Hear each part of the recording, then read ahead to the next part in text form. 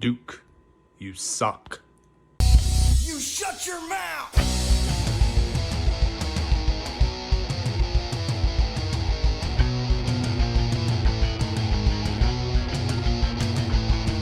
Welcome to the Duke You Suck podcast. And now, Duke Durango.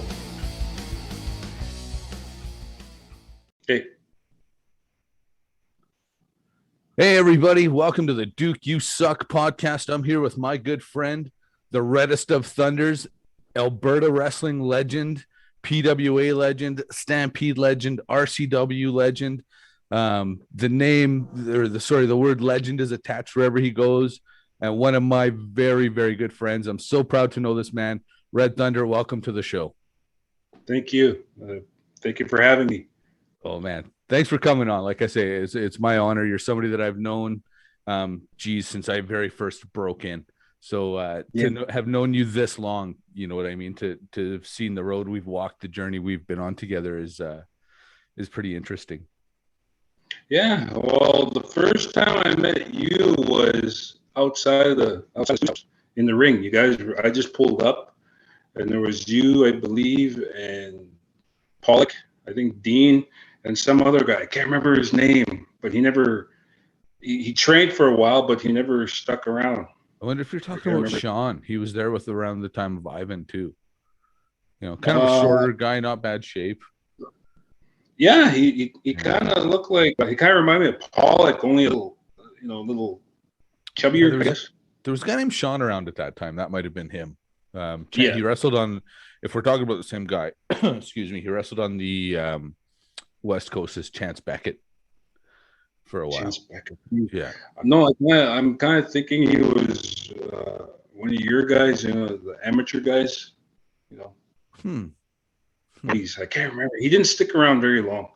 I asked you about where he went, and you said he'd rather work than nothing against us, but he had to pay bills. Oh, okay. Yeah. I'm not sure who that was, but we saw so many faces come and go in that place, right? Like I say, I remember meeting you down there. That you were one of the first sort of guys I met down there that was what I'll call fully trained. I think you'd had a few matches. Fully trained.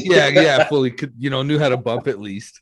So you were one of the guys, and again, to get a chance to publicly thank you for helping us, because like I said, when we got there, there was Kerwin, Chance Beckett, and Ivan, and so those guys taught us how to, those not necessarily taught us how to bump. That would be Bruce, but they were the guys setting the example, taking the bumps with and for us, and allowing us to destroy their backs down on that hard dungeon floor.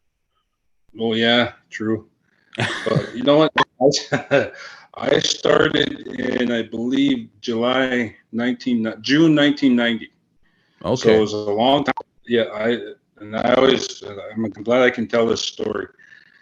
For that, until I met you guys, there was a slew of guys I can't even remember, because there was guys that couldn't bump.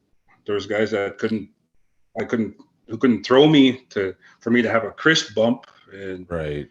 So many guys that I'm like, oh my God, please send me somebody that can at least do both, one or the other. Where you belong, and I'm like, great, somebody that can play.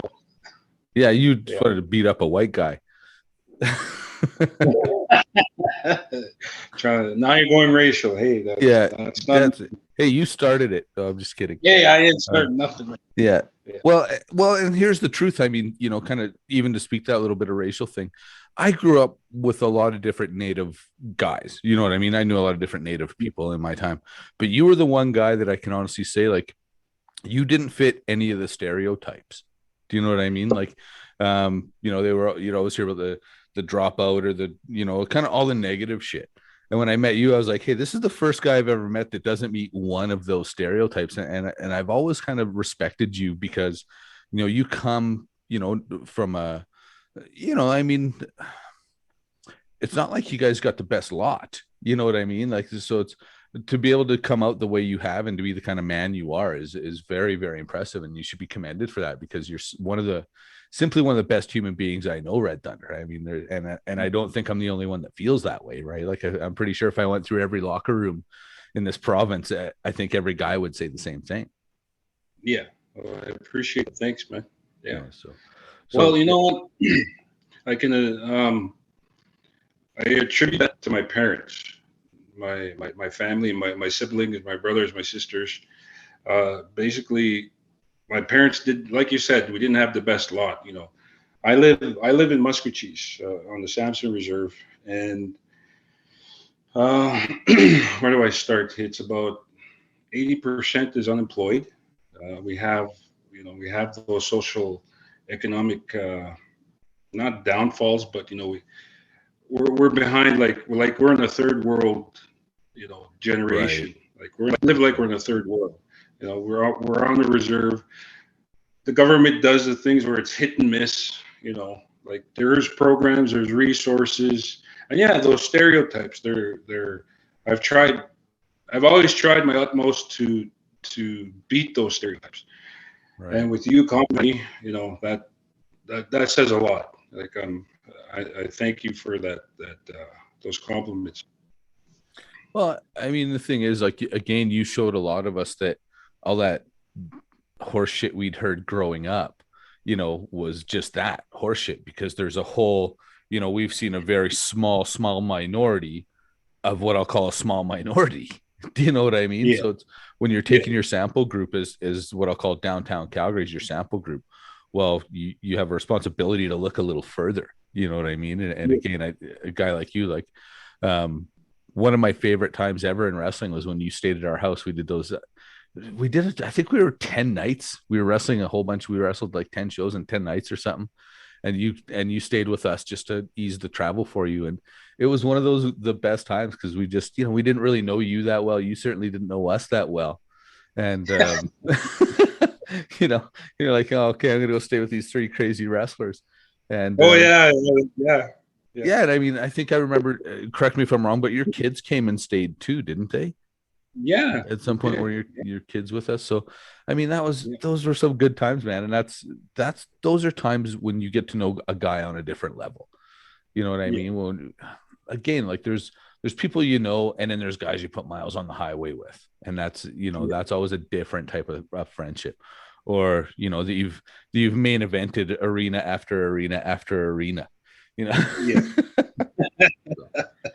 So, Well, no, like I really appreciate it because it took I live 2.5 hours from Calgary, right? And the drive there, it's already daunting because you get there and all you want to do is rest once you reach your destination. But it didn't stop there. It was okay. I'm leaving Calgary. I'm leaving Muskwacis. Now, where do I go?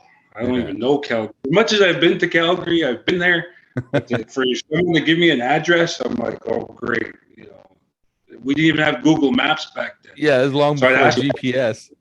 What's the landmark? Where do I go? Well, you pass here, pass there, But yeah, like I said, I always, it was a fun time. We got to know each other. I got to know you guys. You guys got to know me. And then again, you said, you're the first Native American or the first Native that beat all these stereotypes. You're nothing like what we heard about. I was like, no, I'm not. Just like you guys. You guys trying to make it into the big time. No, man, you were better than us. We probably fell into more of those stereotypes than you ever did. It's not like we were living the cleanest lifestyle back then. Full honesty. No. Full honesty, right? Yeah. Yeah. Well, you know what? I always loved you guys because you guys had, I did basically what Bruce taught everybody else, right?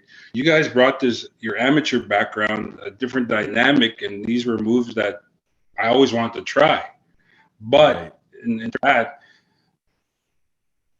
terms of that, I didn't know how to apply them. Where you showed me a couple moves, which I'm grateful for, but I never really wanted to hurt anybody. They look devastating, and yeah, they look devastating. But if you apply it wrong, you could really hurt. I always admired you guys for you and Pollock for putting on those matches. I'm like, geez, I wish I could do what they were doing, you know. Well, the thing about Pollock is, I mean, people's like, "Oh, it looks so real." It's like, because it kind of was. You know what I mean? Like, we did kind of just beat the shit out of each other. And I mean, for anybody that doesn't know or does know that, Greg Pistol Pollock and I have legitimately known each other since I was 11 or 12 years old. So there's an element of trust there that when you're hitting a guy, that you know where it comes from. Like I remember him one time punching me in the face so hard that my right eye, I could only see white, like it was just a white light for probably, I don't know. He elbowed me in the face a couple times and it came back. You know what I mean? Like, it was, but and to tell you the truth, it was just like, oh, it was scary for a second. Once it came back, I didn't even think about it until the match was over. And I was like, hey, man, you hit me pretty hard. Like, yeah, you're pretty snug. Yeah, kind of like you with that dirty old chops of yours and your big giant shovel hands, eh? Oh, come on. They never hurt. They stung, but they never hurt, Yeah, I like to say they only hurt till they stop, Oh, thank you. Yeah, thank you. Yeah. Thank God. I'm just going to stop us real quick, make a quick shout out. This show is going to air the day the British Bulldog actually gets inducted into the WWE Hall of Fame. Represent, cheers, Davey, with our tea. And I'd like to shout out the entire Smith and Hart family and thank them for the deep impressions they've had on the career of myself and countless others. Davey's finally getting in the Hall of Fame. Like I say, Davey's finally getting in the Hall of Fame, and such a well-deserved and long overdue honor. So congratulations and respect to all of you guys. And thank you for everything that Davey and as well as the rest of the families have given to the business. Anything you want to add there, Red Thunder? Yeah, like Davey, like he was my hero. He was like, basically it was the Hart Foundation, the British Bulldogs. They were my heroes because they back in the mid '80s finally like they made from Stampede transition to WWE or WWF back then. But and that's what I watched. Like, and that's where I want to go. That's where I want to be. Right. And then finally, I make my way to the dungeon, and I'm making those strides to be there. And then in meeting you later, prior to that, I got to meet Davey. And there was a guy, you guys don't know him, but he was the first guy I trained with. His name was Jason Helton. He's the son of Helton with the Calgary Stampeders. Yeah, oddly enough, I've met John Helton on a couple of different occasions, but I've never had the pleasure of meeting Jason Helton, whom I've heard from numerous people and can honestly say never heard a bad thing about Jason Helton. Like, no, he's a super awesome guy. Like you think I'm nice, he's super nice, like so nice. He's a guy. We trained together. We stiffed each other once in a while, but he'd never say a bad thing about, oh, you stiffed me, like, you SOB. No, he's like, oh, well, that kind of hurt, like ease up a little type of thing. But no, he was super nice. He lives in Australia right now. That's where he lives now. Right. And that one time he was Davey. Well, we'll go back to Davey. Davey was visiting Bruce, and they were talking, and then Bruce, as Bruce does. When there's somebody from the big time or somebody like important in the wrestling business, he'll show what he's taught his students. So Jason and I had done like a serious workout. We were so tired. We were done. It was plus 30 in Calgary. Like we didn't even have a drink of water, right? So here pulls up Davey, and here I'm marking out, and I'm like, oh my God, that's the British Bulldog. Hey, cool. Maybe we'll meet him after, type of thing, So he steps up, and there's Bruce talking. They're shaking hands, and then this is Maurice and Jason. So he had Bruce. We just did 25 bumps, slam, suplex, arm drag, blah blah blah, right, et cetera. So he has us do another 25, and we're already there is no fuel in the tank left. So here we go. This is outside in the ring on the hot apron. On the hot apron, right? People don't realize how hot that ring gets on a hot summer day. Especially all day, right? It's just you're cooking. So you're sunburned. you're sweating now, and now you're bumping, right? Oh, So after man. that, after the 25 bumps, Davey jumps in, and then Bruce says, you're gonna learn something from Davey today." I said, "Okay," and Davey's like freaking Yeah. huge. Oh my God, he's bigger now, right? I thought he was big on TV. There he is. So he's and he goes, "We're going to show you how to do the vertical suplex." So the first words I tell Davey was, "Don't hurt me," right? Oh Like I gosh. just said, "Don't hurt me." Yeah, because he's gonna put you straight up. Yeah. Once we got the mechanics, and once I bumped, the easiest bump ever. I just loved it. It was like landing on pillows, right? Right. So Right. I've never been able to like I've learned the vert, but the thing was it was never one of my strong points. But Right. when I could, I try. Well, But well, it was something I could do ish, but I always thought it was something I shouldn't do because I was left it to the big fellas, right? Like when you're 215 yeah, pounds, people don't want to see you giving. People want to see a 260-pounder giving vertical suplex, who's not the mid heavyweights. So I yeah, stayed away from it. But one thing yeah, I remember, Bruce trained us very snug. yeah, And yeah, he was. I would use the phrase he was definitely training us strong style. And I can remember Davey was home, jumped in the ring with us on a Saturday, and Bruce put me in with him first. And I can remember saying, "Okay, Davey, hit him with a clothesline and running off the ropes as fast as I could because I wanted to make it look real good." And he goes to hit me with the clothesline, and I sell the heck out of it, and I bump as fast as I can. And it felt like a paintbrush touched my chest. Do you know what yeah, I mean? And we've been yeah. clubbing the shit out of each other. And I was so, I finish up with I take a couple more bumps from Davey and I jump out of the ring and someone else hops in and I go over to Greg and Dean and I go, "Yeah, man." They're like, "How was that?" And I'm like, "Well, did it look like he killed me?" And they're like, "Yeah." And I go, "Yeah, we're doing it wrong, man. I barely felt that." It was when I kind of I realized like, okay, yeah, we're killing each other. Like he doesn't do it like us at all. Oh, yeah. Yeah, man. Yeah, but he, give it all up to Bruce, man. It's snug. That he always told me that what's that word I'm looking for? Uh, Suspension of belief, or what you want to call Well, that. and that was I was always kind of looked for realism. You know what I mean? Like, Yeah. like Mm-hmm. you say, you're already asking the fans to suspend belief to some degree. So I To always some thought degree. like, yeah, so don't insult them. You know what I mean? Like, Yeah. um, I don't know if you've heard recently, like WWE banning leg kicks. Um, to me, it's one of those things like the leg kick's been around, or sorry, not leg kicks, leg slaps, Yeah. like punch and throw, Yeah. leg slap. Excuse me. It's one of those things that's been around since, long before we got into this business. But the guys, when a Yeah. lot of people do it now, they don't even try to hide it. You know what I No. mean? Like it's They just don't. so blatantly obvious that they're slapping their chest or their leg or whatever.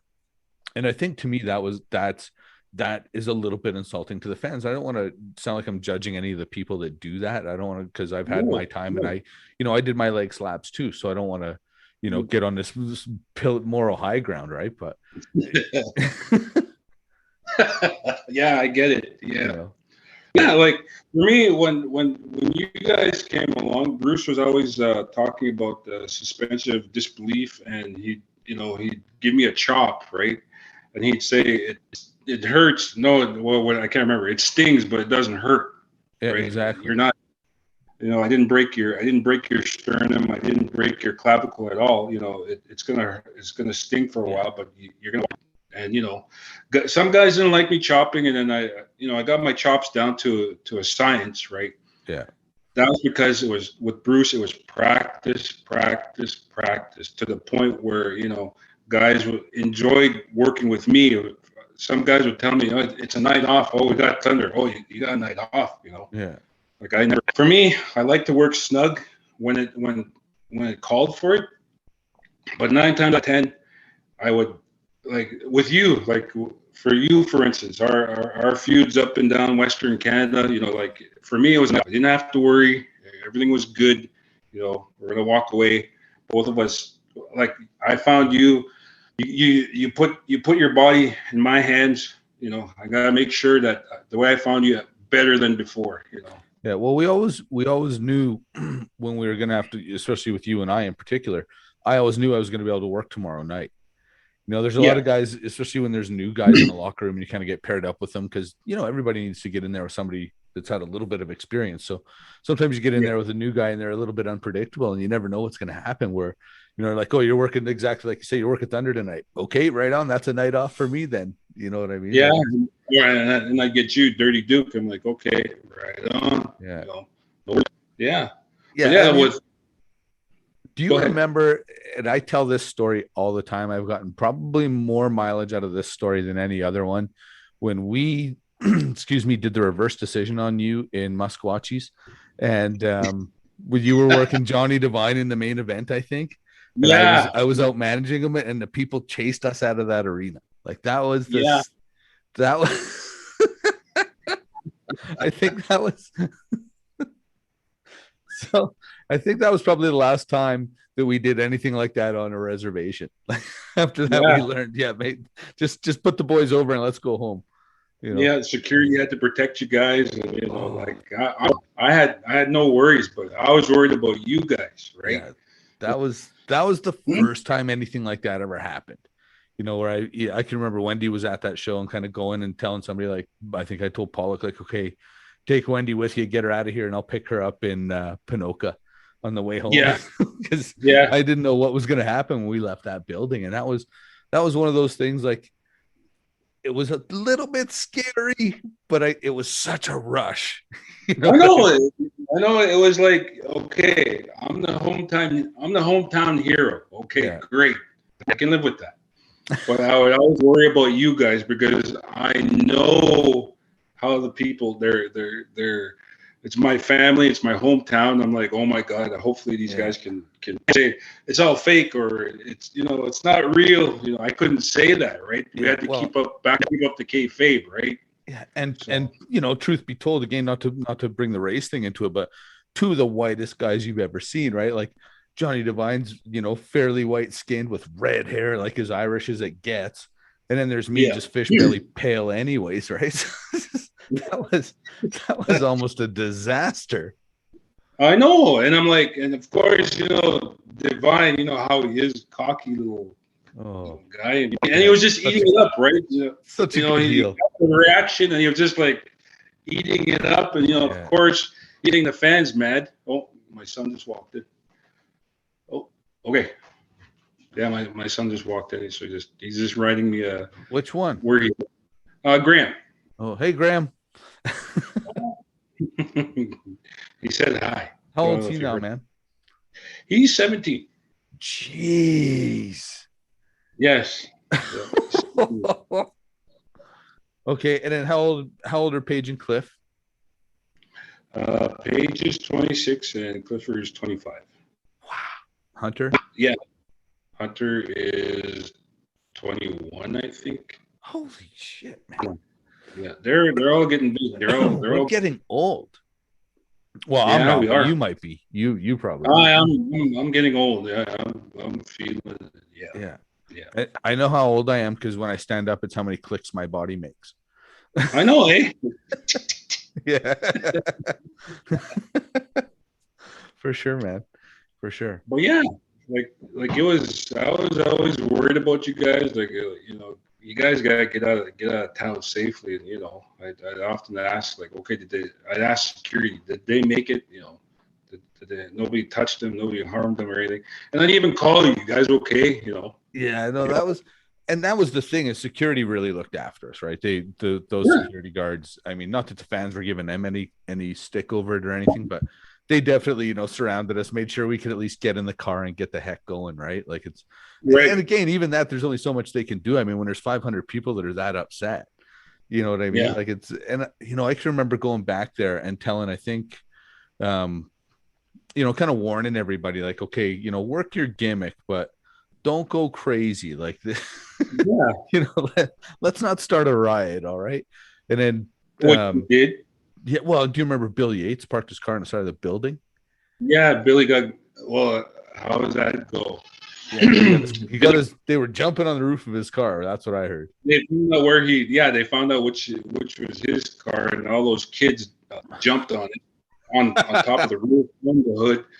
So he came back at me and said, insurance is not going to pay for this. Or I can't remember what happened, but like little guys, right?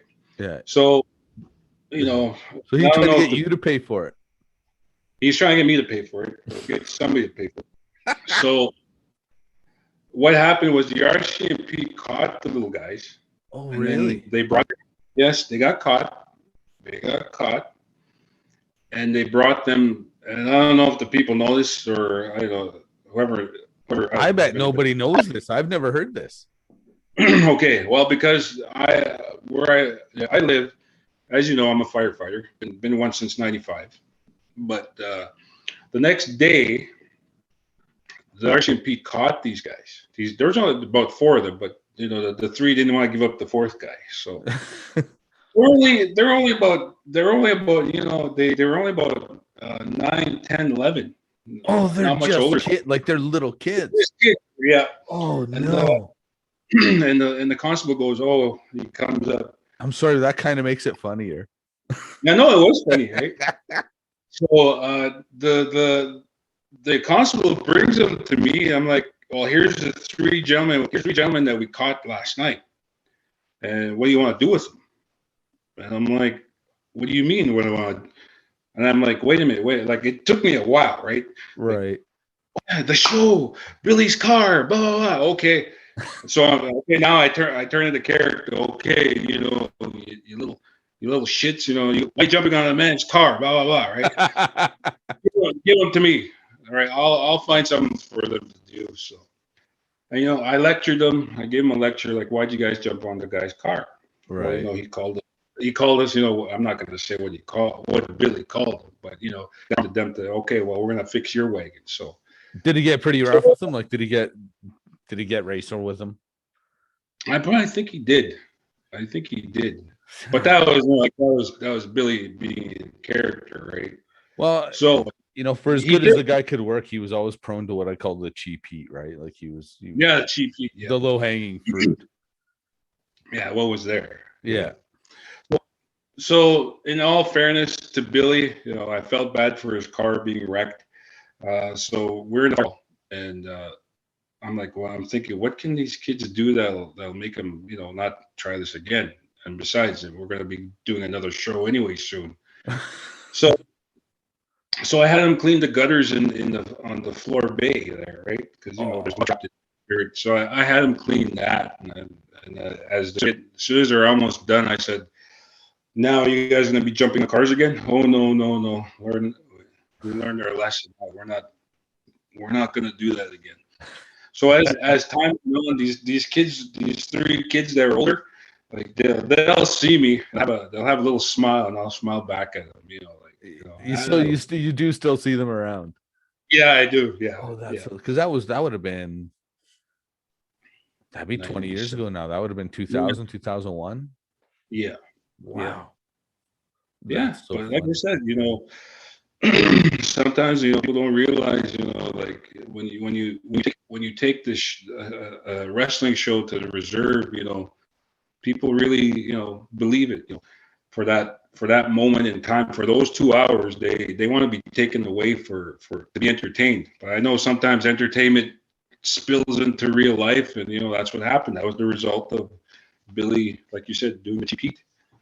Well, and that's the thing. The thing we did with you, I know there was definitely nothing, I can't speak for Divine at the time. I definitely know I never would say anything racial to the crowd. But at the same time, when we definitely screwed you over by telling the ref you used a foreign object and getting you disqualified after you'd won the main event. I loved it. We thought it was such a grand finish, and then it happens like, oh, that was a disaster. Like we almost they were gonna kill us.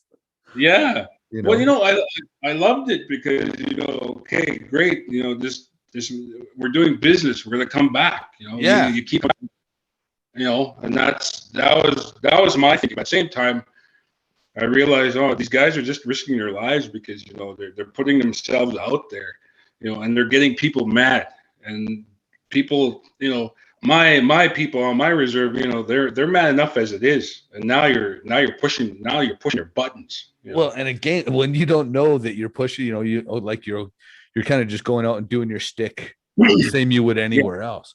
And like you say, you don't realize you're dealing with a bit of a different element that already has, there's what we'll call pre-existing heat there. Yeah, it's already there. Yeah, there's generational heat. Generational heat where Billy's poking the bear, like man, yeah, we're gonna wreck your car. Well, I mean, I never want to see a man like that. At the time, it's not like Billy had a bunch of money, and I know that wasn't an easy thing for him. But at the same time, it's like some degrees, whatever, man. He should have drove with somebody. He should have came up with something. Well, he should have parked out front where everyone else parked.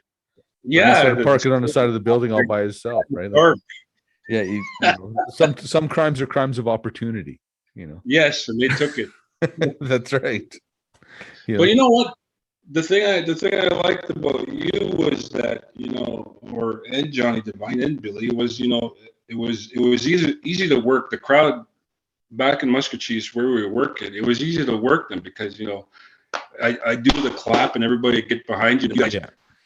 There for you. Okay, take it away. So we build up the heat and then the comeback and all that. It was easy work, and we didn't have to do anything. No high, anything. Chop, kick, punch, blah blah. They loved it. Yeah, you could just keep it simple, right? It was more. It was to me what I'll call like the Hulk Hogan style of wrestling. Ideally, is it didn't matter what we were doing; it just mattered when we did it. As long as we were doing the right things at the right time. It didn't really matter what it was. Yeah, it didn't matter. Yeah. And the thing is for me, it was easy work, but at the same time, once I got out of the reserve, we were in the southern towns, and then we were in the northern towns, and I was the only First Nations wrestler there, so I had to literally, I would gauge the town by the way they reacted to me. Right. Sometimes I'd get my butt kicked and I'd have to work for the sympathy. And eventually I got it. But that was because for you guys, you did a different turn where, okay, I'm gonna poke at him with this or that, right? And it wasn't racial, something else. Now, did you hear, and this is probably a really stupid question, man, and I apologize for my, I don't know if it's naivety, but did you hear a lot of when you were wrestling in the ring? Because I don't ever really remember you being a heel, but even as a babyface, did you get a lot of racial slurs thrown at you when you were wrestling? You know what I mean? Was it a consistent thing or a normal thing? It was sometimes it'd be the wagon burner, or here, right. Maybe like there are times where you'd be kicking my ass, right, and I'd be selling. I'd be trying to garner sympathy. There'd be a couple guys, a row of guys in a corner there, like maybe you should drink some more Lysol, right? Right. I'm like, okay. So I'd roll somewhere else where it was a little kid, come on, Thunder, come on, that guy's cheating. He's cheating, and then of course you take the roll to the more positive side of the ring. Yeah, I'm just gonna roll over here. Right? Yeah. Right. So, but it was always here's some Lysol or go back to the liquor store or something like that. Those guys, I didn't even go over there. I wouldn't ask them. I wouldn't turn to them for like, do you want me to beat up Dirty Duke? You're not looking at them to fire up, eh? Yeah. So I looked elsewhere. It'd be the little kids, come on, Thunder, fire up, okay. And then if there was nobody to turn to at that time, I'd just do it on my own. And eventually, I'd get the reaction I needed to. And then but yeah, I always got that, here, I literally had to win some of these crowds over. Right. And I mean, I don't seriously, I honestly don't really remember hearing it, but if I did hear it and I never did anything about it or said anything about it, I do apologize, because to me that's something worth breaking character over. It's one thing, like you could say whatever you want about my mom, but you can't call down someone's race. You know what I mean? Like it sounds funny, but I draw a pretty distinct line there. Like to me, mom jokes are funny, racist jokes aren't. Like it's for some people neither of those things are funny, but I guess we all have our lines. And for me, racist, have I ever told racist jokes? I mean, I just had to do this the other day. I got to eat a shit sandwich now. I just had to do this the other day with the LGBTQ plus community, Right. have I told, am I proud to tell you that I've told, more than one, racist First Nations or Native joke? Yeah, man, I've told a multitude of them. And for that, I apologize. Having said it, I Right. can honestly tell you that I've also, and this doesn't make me any better, it's just the truth.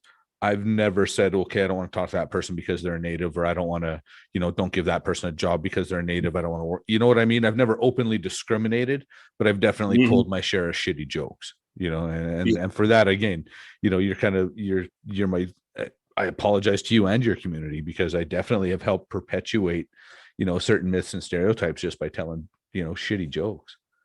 Right. But that's the thing, though. Where you've come a long way. You're acknowledging that it's racist, right? You're acknowledging the fact, this is wrong. Okay, now it's your moral fiber. Maybe I shouldn't be saying this stuff, right? So, but yeah, I appreciate it. And I've pointed out to you that this is. I never said it was racist, but whenever you tell me a joke, and you knew I wasn't laughing, I'm like, Yeah. oh, okay, maybe Yeah. I crossed the line. Thing, right? Well, and that's the thing. And there were certain things that we would say to you, and you would laugh, right? And then we'd Yeah. kind of push a little farther, like, okay, that's not funny. Let's just move on from there, right? Yeah, And, let's and that's move the other on. thing is, well, and I think you always knew. Again, there was never any malice in any of the dumb shit we were saying. We were just being dumb shits. You know what I mean? Yeah, you're just having a good time, but Yeah. sometimes, and I knew it wasn't at my expense. Like it was just that what you hear, what you do, right? Right. I mean, truth be told, we do the same thing too, but it's just amongst us, right? But at the same time, that's not right either. Right. I I like my dad. My dad used to work in Edmonton as a laying concrete pipe. I've Okay. those big sewage Yeah, you betcha. lines or You bet. Storm drain pipe. storm drain, right? And he said they Yeah. were pretty big. And he'd tell me stories about these different races. These French guys, the Sikhs or the Pakistanis, the Mexicans. They worked there too. So my dad had exposure to all of that. And Right. then stories. They were no better either. Like I'm not saying racist, but they'd poke fun at their ethnicity. Ethnicity. Yes, hard to say, but but each of these guys would poke fun at everybody, and then they poke fun at my dad. But my dad would laugh at them because my dad knew what was what, and then he wouldn't cross the line. But my dad was always that. He was educated. Like he educated me on, I was working in Edmonton. This is what I did. Right. And I'm so proud of my dad because where Calgary Trail goes to all the way to West End.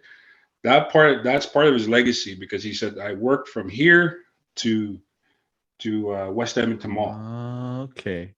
Back in '76. Now I'm telling my age. Back in '75 or '76. There was some foreman that told my dad and a bunch of his coworkers that we're building this line because they're going to build a big mall in the West End. And this was in 1975. Really? Hey. Yeah. So you can literally say, though, this is very cool to me that your dad can literally say he touched the city of Edmonton. Yeah. Do you know what I mean? In a positive way. That's what I mean. That's what I mean. He's my hero. He conquered, and that's what I wanted to do. That's so cool. Yeah, it was a roundabout way. That's what he did. So I kind of feel like his spirit whenever I drive Calgary Trail, it kind of feels like home because he worked on it and then he goes ahead and that's how it feels, Right. for me. And yeah, that's part of his legacy. Part of his legacy is raising me, and he often told me that. He never said it, but he told me one time that he wanted to be a Stampede wrestler, and that's why he took me to the wrestling. Okay. My first wrestling show, I loved it. Then okay, here's a little kid, maybe 6 or 7, takes me to the Edmonton Pavilion, the pavilion, Okay. and I remember that. Yeah. So I'm sitting there, way up in the high seats. They're the bleachers. And I'm telling you this as a kid, from my view as a kid. Right. So so I'm sitting there. What is this? There's this wrestling ring down there. What is this? Like, Dad, what are we doing here? What's going on? So I see a bunch of wrestlers, and I can't remember their names, but who stood out for me was the Dynamite Kid and Bret Hart. Okay. So out comes Dynamite Kid, and I remember he had this the sequin jacket with the fringes. Oh yeah, And yeah. he had the white stripes, the vertical stripes on the tights, and the white boots. And he had the long hair. So he jumps in the ring. Who's this guy? So out comes Bret with the red boots, the red knee pads, the red trunks. The stars on the back of the trunks. No. These are just straight red. No stars. No stars. So they're going at it. So so Dynamite's doing his being the heel, but I didn't know what the heel was. I'm like, hey, and in my head, that guy's cheating, or that guy's being mean to this guy, right? Which is exactly what it is, right? So Brett's selling his ass off. I'm like, okay, and I can't remember if Brett won or lost, but I think he lost. But I looked at Brett after that, and I'm like, I was hooked. So then Stampede Wrestling's on TV, and I see them again. Hey, this is those guys. So I got hooked from there. So it's your dad's fault. It's my dad's fault. My dad's fault. So he got me hooked. So from that point on, always cheering for Brett during the Stampede days, hating Dynamite during the Stampede days. They make it a WWF. Now I'm proud that okay, there's Dynamite, there's Davey, or the good guys. Jim the Anvil and Brett are the bad guys, right? So now I'm hating those guys, and I'm cheering the Bulldogs. Is that so right? As you get older, yeah. So as I'm getting older, I finally made it to the dungeon, and I'm starting to know the mechanics and everything, and I'm like, oh my God, these, and I start studying and watching these guys. This is what I want to do. This is what I want to learn from. For me, I'll tell you the truth. There's a little bit of Dynamite, there's a little bit of Davey, there's a little bit of Jim the Anvil, and a little bit of Hitman. With what I do, right? I took of them, and I put it into my matches, right? And I always loved the clothesline, and I always, guys, I'd always be told, you're a big guy, never leave your feet. But you know what? The one thing I did enjoy was I'd throw the guys off, and I'd do the flying clothesline. Right. But yeah, at the same time, I could still leave my feet. Yeah. That was like kind of the high move, right? The high spot for me. Your big lucha. Yeah. Yeah. Lucha Thunder. Lucha Thunder. But yeah, that for me, that's what I always wanted to tell people is like, it's the Heart Foundation of Bulldogs. I took every one of them, each and every one of them. I put those moves into my arsenal, and then I'd use that. Right. I hope so, and I hope to watch my matches that they saw that. Right. Well, it's one of those. You always hear the conversations like, who's the best tag team of all time? Yeah. And for me, literally, there's almost no question. It's, if you want to debate the Bulldogs or the Heart Foundation, you can do that. But those are the only two in the conversation for me. And some of it's because I'm a little biased that like you say, they're from Calgary. So they're kind of guys we grew up watching, and then we're able to watch literally their entire careers from start to finish. And then not only that, meet them at the house and train a bit in the dungeon with them. So there's a different thing there, I guess. But at the same time, I mean, you look at the Bulldogs were only the Bulldogs in the WWE for like 4 years. Yeah. You know what I mean? Yeah. But when you look at the impact they had in those 4 years, that's massive. Where Brett was there for so long, and then Davey was there for so long after, kind of left and came back. Right. Right. Yeah. I mean, the impact that those 4 guys had on wrestling, there's other guys that like, okay, Legion of Doom maybe were, I don't know if higher profile is the right word, but they certainly weren't better. No. No. Actually, I'll apply this. I seen this thing. I seen a bunch of rappers or like battle rappers, and they were talking about who the best rapper Right. of all time or who the best battle rapper of all time was. Yeah. And Eminem's name came up. And there were some people saying he was the best. There were some people saying he wasn't the best. And there's one guy that wasn't actually saying too much. I watched about 20 minutes of this show, and this guy spoke one time. In that 20 minutes, this guy spoke one time. And he says, let me tell you this. He says, Eminem may not be the best rapper of all time, but there's nobody better.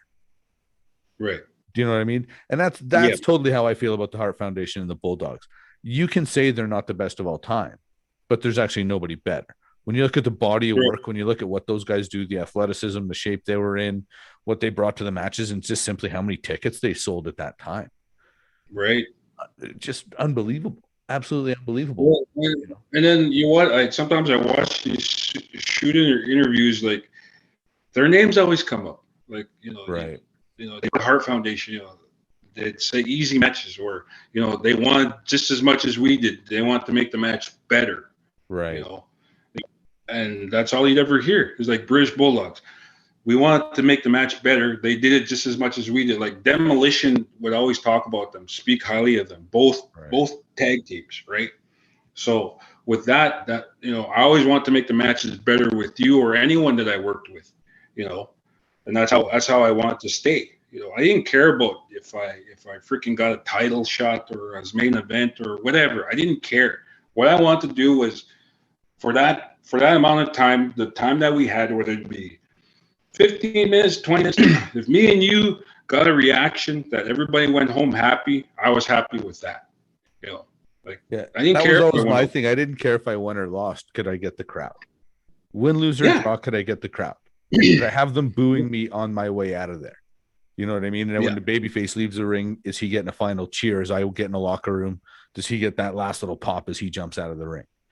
You know what I mean? Yeah. And that's one of the things, I hear so much today, and I think you'll really agree with me on this. We hear so much today about wins and losses don't count. Heels and baby faces, aren't the same anymore. Right. Pardon me. And one thing I can say is, first of all, wins and losses should count, or why do we care? But the other thing is, it's like guys don't want heat anymore. You know what I mean? Where for us, everything was how much heat we could draw, right? Yeah. If I got heat, you were over. That was all we cared about. Can I get Red Thunder over? Because the more I act like a fool, the worse I act, the more they cheer for him. And exactly, and do you see, when you watch, do you see that today? Do you know what I mean? Yeah. Basically it's to the point where both opponents, you can't even tell who's the good guy, who's the bad guy nowadays. I mean, if in terms of heat, you don't see a Dirty Duke, grabbing the hair, choking me and all that. It's just, I don't know how to explain it.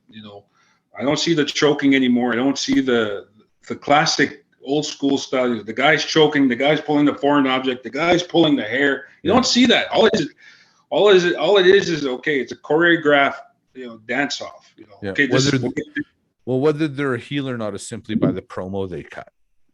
Yeah. You know what I mean? Because everybody wrestles the same way. Yeah. Right? Like, I always got accused a little bit of maybe having a boring style, and I will absolutely 100% accept that criticism. I won't debate that. But that was because the way a guy's got to think for himself too, but part of the way I was trained was, okay, if you can do a moonsault and so can the babyface, if you can do the moonsault and I'll wrestle him, why would you cheat? Yeah. Right. So exactly. So as a heel, I was kind of taught not to do all that cool stuff because you're not supposed to out wrestle the babyface, right? Right. Where, if you're not clicked or I click with somebody, I'd sell my ass off. I'd sell as much as I could. Even a shot to the gut, I would overemphasize. Okay, oh God, I'm in so much pain. And I'd look to the crowd and I'm like, oh my God, I'd register all that. Yeah, make eye contact with them. Yeah, like you got as much heat as you could garner. Because we'd feed off of that, right? Yeah. These days they don't even do that. They just I don't know how to explain it, but it's paint by numbers. We're gonna do this like Dancing with the Stars, pretty much. Yeah. Well, and that's where I kind of, how you wrestle on the indies and how you wrestle on TV are very different. And I think a lot of people, one of the things that I've repeated over and over about WWE, and I hope,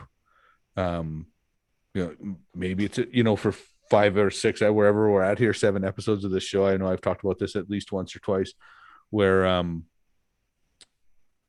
they take a guy, and I'll use you as an example. They say, geez, Red Thunder, we need a visible minority worker. We like your look. We like your work. We like the way you talk on the stick. Now we're going to send you down to NXT. We're going to change your look. We're going to change the way you work. And we're going to change the way you talk on the stick. And then we're going to bring you up and wonder why you can't get over. Yeah. Do you know what I mean? Yeah. And then not only that, we're going to bring in television writers that can be incredibly petty, and if they don't like you, won't write for you. Do you know what I mean? Exactly. So it's the business. Yeah. It's a tough spot to be in right now. Like as much as everybody wants to be in the WWE, I think it's really hard work to be there. Like you really got to be hungry. You really have to want it once you get there.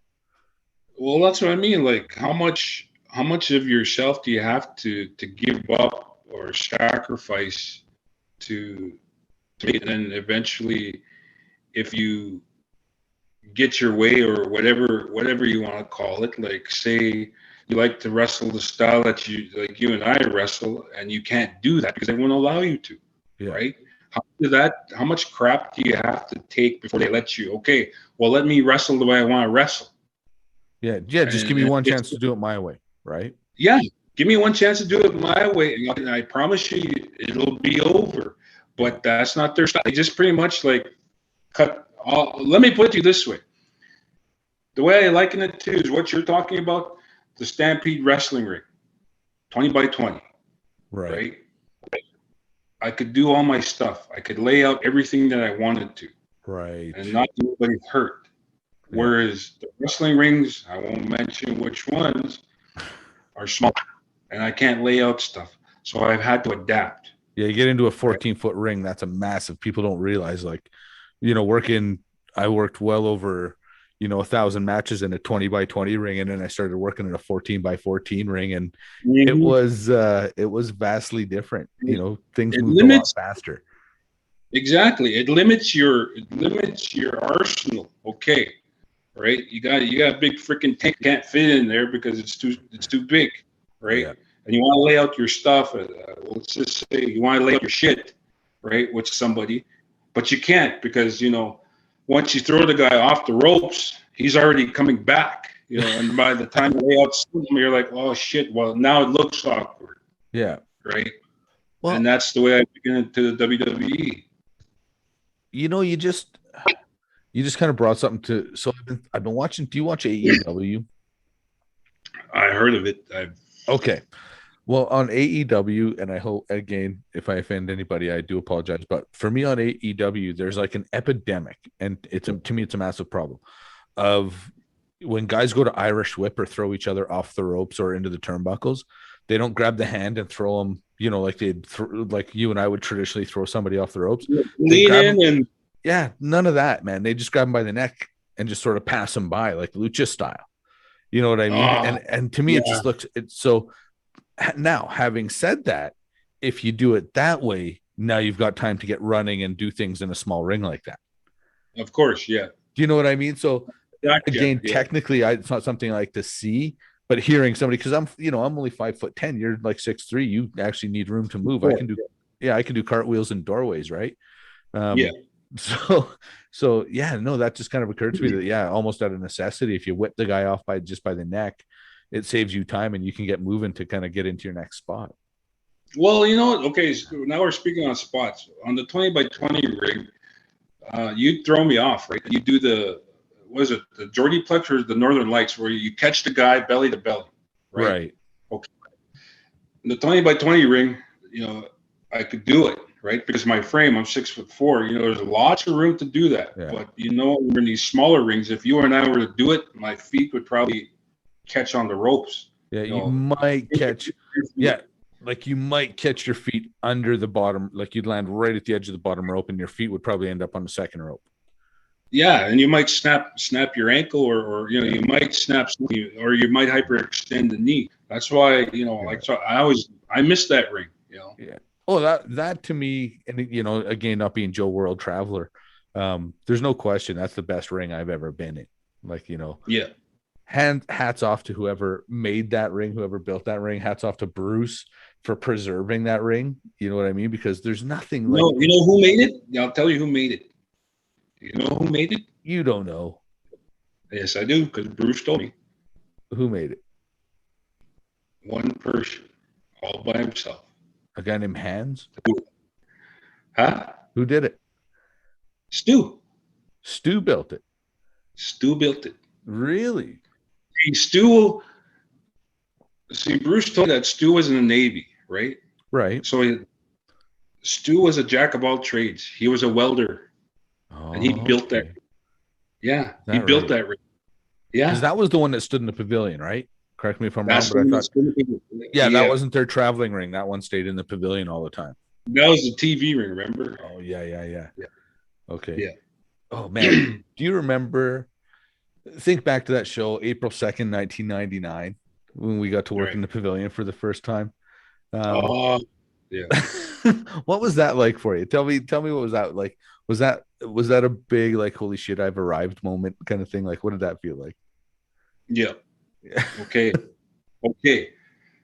1990 July. Bruce has been telling me for years, we're gonna get TV, gonna get TV. Just be patient. Just be patient. So all those years, for the first 5 years, Helton left me. Like, I missed him. Like, a guy I can work with. I got, like, pretty much we're like twins, right? Right. We learned, and then then you have these slew of guys, and and then, as you say, not to offend anybody, but they weren't the greatest trainees, Right. because over the years in that time, I ran into, I got injuries before that. I sprained my ankle because the guy threw me. The guy was doing one of these guys was doing a side drop suplex. Oh, okay. Yeah. Sidewalk slam. Sidewalk slam. Nearly cracked my ribs. Oh. A guy doing a belly to back, nearly snapping my neck, type of deal. And then you had a guy freaking giving me a clothesline, catching me in the mouth, right? Literally just almost breaking my jaw, right? Just kicking the shit out of you. Just kicking the shit out of me. Okay, so, and with that, I turn up the heat. So instead of giving him the receipt, so now I turn up the heat. Okay, now I'm gonna, because the treadmill, Yeah. it gave me a lot. It gave me a lot of endurance. Yeah, it started hauling the guy's ass around, as I like to say. Started hauling his ass around. Bruce would say, hip toss, slam, clothesline, chop, kick, drop kick, get up quick, and I'd freaking give it right back. And those guys they'd blow up, right? Yeah. So with that, I'm like, okay, finally, and I meet you guys. We finally gel. We're brotherhood. We're family. Okay, we're traveling the road. Finally, we get TV. So finally. Yeah, it was that I arrived. Every sacrifice, every broken bone, every sprain, every strain, blood and guts, sweat and tears, the crying, the why am I doing this, to that point, I've arrived. Yeah. That was, for me, it was like, oh my God, I made it. Like, I don't have to prove anything to anybody anymore. I am here. I am on TV.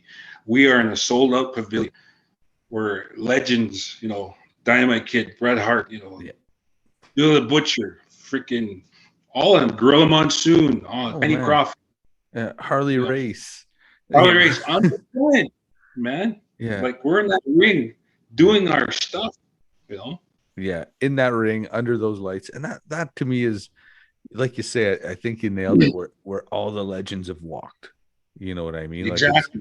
Like, and again, people always have different measures of success, but like you say, when you're sitting in a locker room and you're looking at the, kind of the entire Hart family, and there's people getting turned away at the door, and like it's a culmination of just years of hard work, working all those small little towns, every little Lions Hall, Bingo Hall, Elks Hall, Community Center, Lots. hockey arenas in the summer because the ice was out. And then finally we got to the pavilion. I can just remember thinking like, oh, we finally made it. Like it was, you know what I Yeah. mean? And again, if people say, well, is that all you ever did? It was like, well, no, we did a lot more, but that was just not, I don't know if anything sticks out more. You know what I mean? Yeah. You know what? That will always, I'll always carry that in my heart. Like we made it. I don't give a ass. Like no, you didn't make it at WWE. No, I don't really care Yeah. because this is the moment. This was our moment. Nobody will ever take that away from us. We were in a sold out crowd. Those 2,500 people will, if they don't remember me, I'm certainly sure they'll remember you, right? That type of thing. And we're on tape. And from what I heard, WWE has our matches. I've seen my match on there. Of course, when I heard that, I marked out because I do have the network. So, but I'll look for yours on there and see if it's on there. But that's what I mean. You and I may have not made it, but we're involved. Some days, some way, someone's gonna see your match, my match. Hey, who are these guys? Maybe one day they'll Google us. And that's we don't have to prove it. We did it. Well, and that's the cool thing about the internet too, right? Is nothing goes away on the internet. So No, somehow, some way, like you say, that's gonna be there forever, right? It's like the internet's like herpes. It's just gonna be there forever. forever. Hey, I got a question. Okay. Our match in the pavilion, was it a TV taping or was it just a house show? So what if I remember correctly, and this is going back. If I remember correctly, I think we worked our first 4 shows in there. And every second one was a taping. So they taped the first one, they would tape and record 2 shows off that first taping. And then the next show would be dark. And then we'd tape again on the third night. And then we worked the 4th show. And then I believe, and I could be wrong here, maybe it was only 3 shows, but the 4th show was the weekend that Owen passed away. And after that, I don't think that we ran in the pavilion again. I mean, and in fairness, dealing with the Stampede board was absolute horse shit. Like they were charging so much rent on that place for what it actually was. Yeah, like I think they were charging $3,800 a night to run the. I know, and that was ridiculous. And then the tapings, from what I understood, was 13,000 an episode. Yeah, it wasn't cheap because I think they had 3-4 cameras. It was it was a pretty good production. And then we had Mauro Ranello, and I was happy he made it to the next level. Right, I was super happy for him. Oh yeah, because I remember seeing him on Showtime. When he started doing boxing, we're like, oh man, I was at watching a pay-per-view and they're like, man, that guy used to commentate my wrestling matches, and people are like, bullshit. Yeah. I was happy for him. I was elated. Hey, that guy commentated. My interviews weren't the greatest. They give me much to work with, but yeah, we were dog shit, but he was great. Yeah, it was great. Well, what he had to work with. But no, that's what I mean. Like, I'm just wondering if anybody ever taped our match, because we wrestled in the pavilion, you and I. Is that right? Yeah. I can't remember. Because I remember because my mom and dad came to that show. Is that right? So we must have wrestled 4 times in there then, because I wrestled Greg, Dean, TJ, and it must have been 4 times, and I must have wrestled you one night then. Yeah, it was, because I remember wrestling Sledgehammer, Jason Neidhart. Did you wrestle him the first show, the first night? No, I wrestled. God rest his soul, John Cosman. Oh, right. Okay, that's when you guys were in the middle of that big program. You worked him for years, man. You know what? I loved him because real old school. Yeah. Like I didn't know. Yeah. Quiet guy. Real nice. Like I didn't. Like you said, we don't even know them, right? Yeah. Given that, I went up to him, shook his hand. Hello, I'm so and so. He's like, yeah. And then he goes, I guess I'm working with you tonight. So I didn't go up to him and say, well, this is what I want to do. This is how, this is how, Yeah. no, I said, I said to him, so what do you want to do? He just says, well, we'll call it in the ring. I'm like, right on. Okay. What's your, Yeah. simple stuff. He healed out on me. Simple stuff. It was great. The only Didn't thing bump he the was, crap out of you. yeah, he bumped the crap out of me, but Oh, did it he? was simple stuff. Yeah. Like, it was great because he was, it was easy to work with. I could sell, and he was doing his principal thing, and all Bruce and Ross said was going over, second top, rope, suplex, Okay. yeah, and that was the finish, Right. and I sold the shit out of it, and it was just we were calling in the ring. You don't even see us, calling it to each other, right? Like, and that was the best thing. Like, that's probably the best match I ever had Is on that TV. right, eh? Yeah, he Yeah. I only got to work him a couple times because we were both heels. Right. But he was so easy. Like you say, it was just so easy to work with him, right? And then Yeah. I worked a road trip with him. We were like away up north for a couple of weeks, and he brought his Yeah. family in his motorhome. Yeah. And that was when I found out like he was a guy. I didn't realize he was trained by the Stomper. You know what I mean? Like Yeah. I was really surprised. I didn't realize that the Stomper had actually trained anybody. So to Right. sit down with him and listen to what the Stomper, because when I was a little kid, the Stomper for me was the ultimate heel. Like he was legit. He scared me. Yeah, I Literally. was legit afraid of the Stomper. You know what I mean? Yeah. Like Bad News Allen would stir me up a little bit, but yeah, I was definitely legit scared of the Stomper. So when Cause kind of told me that he was a pretty intense personality by the sounds of it, Yeah. it just gave me a little more respect for Cause. You know what I mean? Like John Right. Cosman or Principal Pound, for those people that don't know, John Cosman is Principal Richard Pound, one of the best human beings I've ever simply met. Like he's just Yeah. such a good guy. And you can tell a lot about a guy, and I'll give the same attribute to you as well. Having met all of your children, you can tell a lot of guy by his family. You know what I mean? Right. By the kids he's raised and the wife he has. And when you meet a guy like yourself or Cosman and all the kids are equally as nice as that guy, it's like, okay, obviously this isn't a show. This isn't an act. This is how this guy lives his life.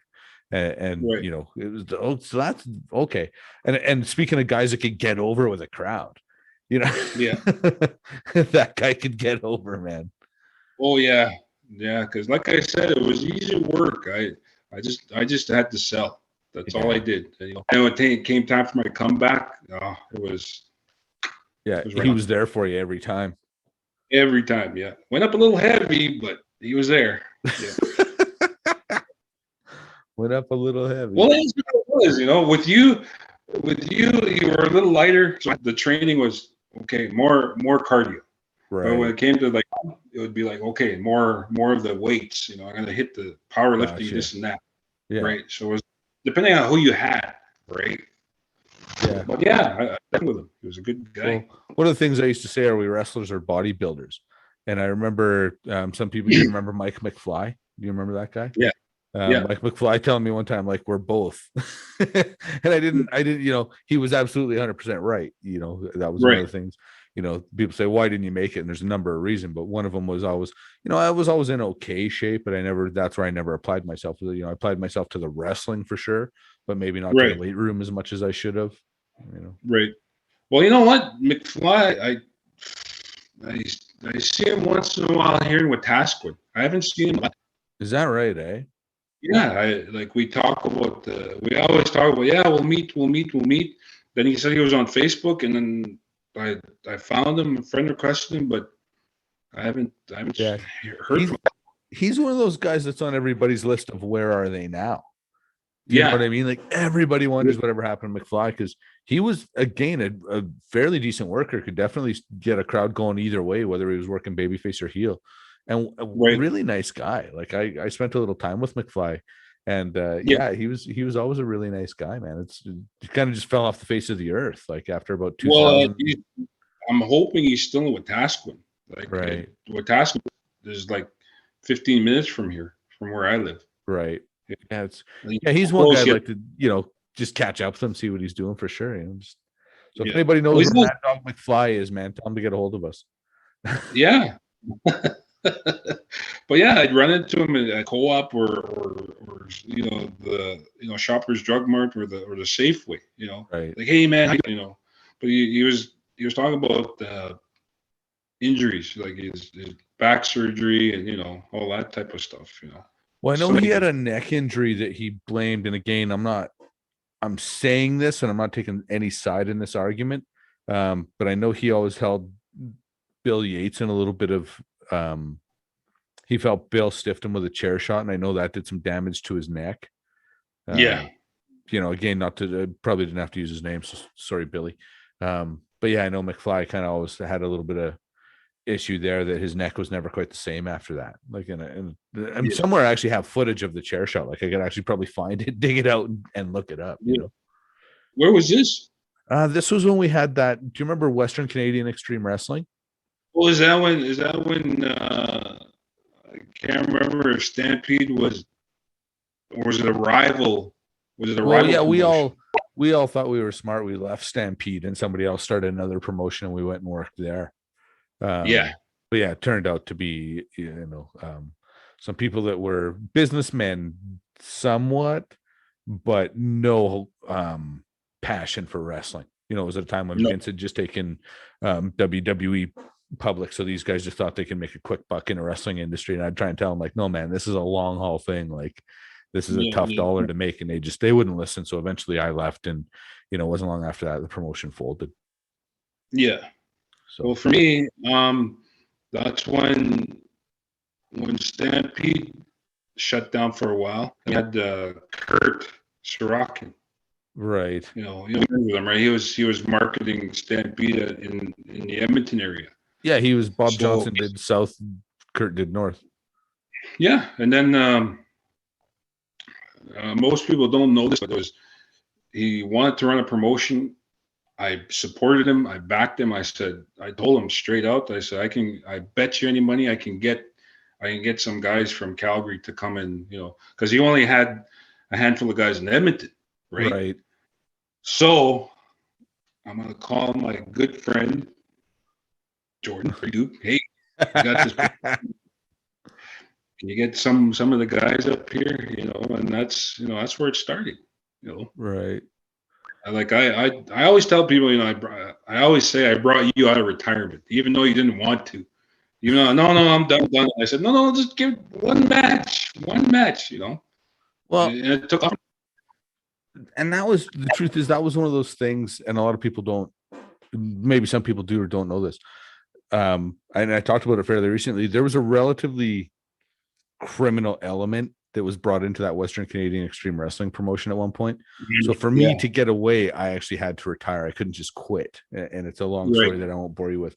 And so I was a little bit hesitant coming back because I didn't know how those people would take it. Do you know what I mean? So that was one of the reasons that I was a little, I don't know if I want to come back because I don't know if this murderer is going to come get me. Right. I know that I remember there was that I was told the same thing. There's a criminal element to that, and I said, I'll just kind of keep my distance. And then when the opportunity came, Kurt decided, okay, he's going to run PWA. Yeah. And then that's where, and I told him, well, at the time we were training Marky Mark and Phoenix Taylor and Poison Ivy or Ivan Thompson. We were training these guys, and God rest his soul, Hercules Ayala. Right. Herc. Yeah. Herc, yeah. I was at the second PWA show. Yeah. I remember being at that show. And that was when the ring blew up. Oh, yeah. I think it was Gamma. It was Gamma and Jerry were in the match. I don't know who else was in the match. I just really remember Gamma and Jerry. Could have been. I honestly just remember Gamma singing Jerry Morrow. Because Dave missed, and that's when the ring blew, blew apart. And they still wrestled. The show went on. Oh yeah, finished the show, man. Running uphill both ways. Yeah, PWA had its growing pains. Well, I think every promotion does. You know what I mean? And that's one thing you can say. People can say what they want about independent wrestling or independent wrestling promoters. Kurt, there aren't a lot of people on the planet with a passion for wrestling like Kurt Sorokin has. You know what I mean? Like that promotion, it's not like that promotion's made him rich. and No. so like you only can do something like that for he's on what 20 years now. I think this will be 20 years if it hasn't been already. You can Yeah. only do that if you love something. You know what I mean? And Mm. I've always had nothing but respect for Kurt for him giving us that platform. Because Yeah. there's a time, there's I know, like for instance, Bill Bell, even at Stampede, when Bill Bell took over Stampede Wrestling. Right. Um, yeah, he was running it to initially try and make his investment back, but then it became just the most expensive hobby, in the world for him. But there was a point where I knew he was only running it as long as like guys like myself, Harry, TJ, APOC, if we'd all stick Right. around and wrestle, he would have kept running it. You know what I Right. mean? He kind of would have given Yeah. us that platform as long as we wanted it. And I don't, Right. he's one guy, fortunately I've talked to him kind of recently. I haven't talked to him for a few months, but that I got to Yeah. tell him like, hey, thanks for giving us that platform, because there was nothing else at the time. No, there wasn't, because with what happened to Owen, and it kind of everything kind of died, right? The Yeah. passion for wrestling in Alberta. You know, I try. That's what I mean. Like I try. I was so happy, so glad that like when you guys, Pollock, Dean, you yourself, all the other guys from Calgary stepped in, and WA. I stayed for a while, but things, you move on. You read the writing on the wall, and then you move on.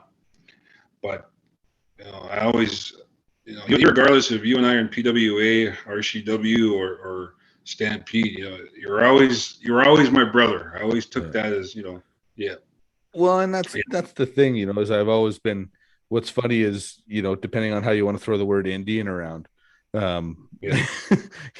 there was you, my Indian brother, depending on, and then I had Marlon Kalkai came into Old Tiger Khan, became my Indian brother.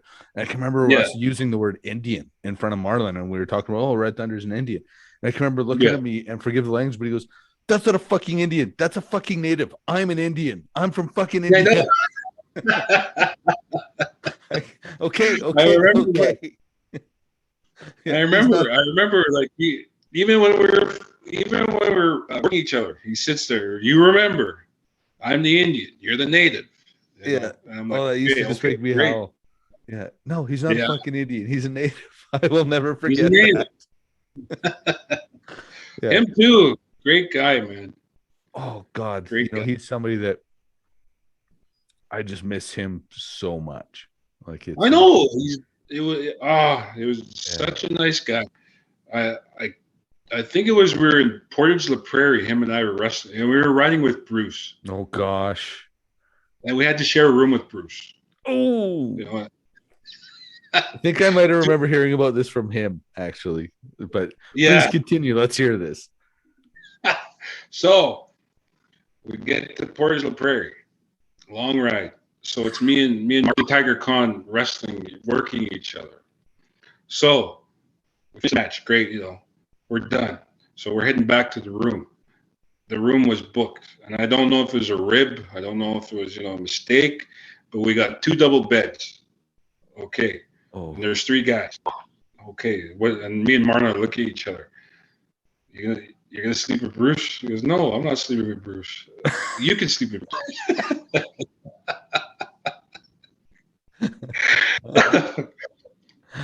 So he's sitting there like, you know what? We got no choice. We have to sleep with each other. Yeah. And so Marlon's sitting there looking at me. We better not let this get out, like 2 arch enemies, and we're in bed together, and we had to share the bed, right? Talk about breaking kayfabe. Kayfabe, right? So we slept, and then Marlon's saying you better keep your ass to the wall or whatever. I'm like, hey, watch yourself too, man. And meanwhile, Bruce is sitting there having the best sleep ever. Nothing going on with him. He just drank his beer and then passed out and went to bed. Me and Marlon were like 2 big guys in this small double bed, trying to stay warm and trying to stay in bed, right? So trying to make sure you stay on your half. On your side, on your half, right? Oh man. Yeah, that's what I remember about Marlon, man. He was a good guy. You know what he would do to me, man? He was one of the few people that could get me to break character almost every time. What he'd do is we'd be go to the ring together, and I'd be cutting a promo, and I'd just be, blistering the poor town of Olds, Alberta. Right. And he would come up and he would point at some moron, like just some hick drooling idiot sitting in the front row and whisper in my ear and go, "That's your brother." And it would make me laugh every time. Because he'd always like pick the best guy. And it was always just a whisper. No one else would even know it. He'd just come up, throw his arm around my shoulder and go, "That's your brother." Yeah. Of course, you had to go look, right? Yeah. Oh, there was another time him and I were wrestling. For some reason, I want to say Enoch, but I could be wrong. And he went into the crowd and he stole beer from one of the fans. And then I went and tagged, I was in the ring and he was on the apron and he went out and took beer from the fans. And so when I went and tagged him into the ring and he handed me a beer. I think, one of those shows where there was like 25 people there. So you're working hard, but you're not taking it super seriously. Yeah. Yeah. I remember that. Goes to tag me and hands me a beer. Here you go. Yeah. You're thirsty. Oh yeah. I had some fun traveling with him, man. He last time I talked to him, he phoned me about 1:00 in the morning from New York on a Friday night. I just got home. I got home from a Stampede show, and the phone rings, and I look at the caller ID, and I'm like, I only know one person in New York State. So sure enough, I answered. It was him. Yeah, and he was talking about getting us. He's like, yeah, there's a promotion here. I want you to come work tag with me. I think we could do blah blah blah. And then and it wasn't too long after that he passed away. So that was disappointing, man. Because he was. Well, that broke my heart, man. Yeah. Oh yeah. When the planes hit the towers, that was the first person I thought. I'm like, oh my God! I called him up, and I said, hey, like, call me back. I know you don't. No, I know you don't live. Either you live close to the area or you live far away. I don't know. But give me a call back. So he answered the phone, and I asked him, "So you guys okay over there?" He goes like he was distraught. He goes, "Thunder, it's I don't know. Words can describe it." I said, "I know, but I'm talking to you. Are you okay? Were you in the area?" He goes, "No, I was at home." Right. But thunder, it's surreal, is what he said. I remember phoning him after, and I'm like, "Hey man, how you doing? You doing all right?" And all I got back was brother. Like he just couldn't even articulate it. You know what I mean? But even before I talked to him, I phoned and talked to his mom, and she knew who I was right away when I called there. And because there was me, you, Steve Hooper that would call, I think that would phone him pretty consistently. And so his mom knew who all three of us were. And I remember talking like, Mama Kaukai, where's Marlon? Is he okay? Marlon's okay, and that's okay. I'll talk to you later. Yeah. So it was. But it was like I said, it was New York, like it was 9/11. I'm like, given the fact that we worked with him, but at the same time, for me being a firefighter, I realized that the sacrifice these guys made climbing up those stairs, going up in that building, trying to get everybody out of the building, and it hit me hard both with Marlon and being as a firefighter brother. Yeah. Now, you know what? Let's veer off a little bit. Let's veer off and talk about that. So what made you decide to become a firefighter? How did you decide to get into that? Like, how old were you? Were you training when you became a firefighter, or no? I guess 95. You said you became a firefighter. Is that right? 95. Yeah. Okay. So, anyways, tell me how how did that dream come to pass? Well, you know what? I didn't even think about it because all I was thinking was, wrestling, Stampede Wrestling, WWF, blah blah blah. So, it kind of fell on me because I work with the Muskwacis Fire Department, but also there is an ambulance service at the same time. Okay. We're integrated. So, but also there was another a wing of it where I became a bus driver or a handy van driver, whatever, for special need kids, and I take patients to the U of A for dialysis at the time. Okay. That was in '94.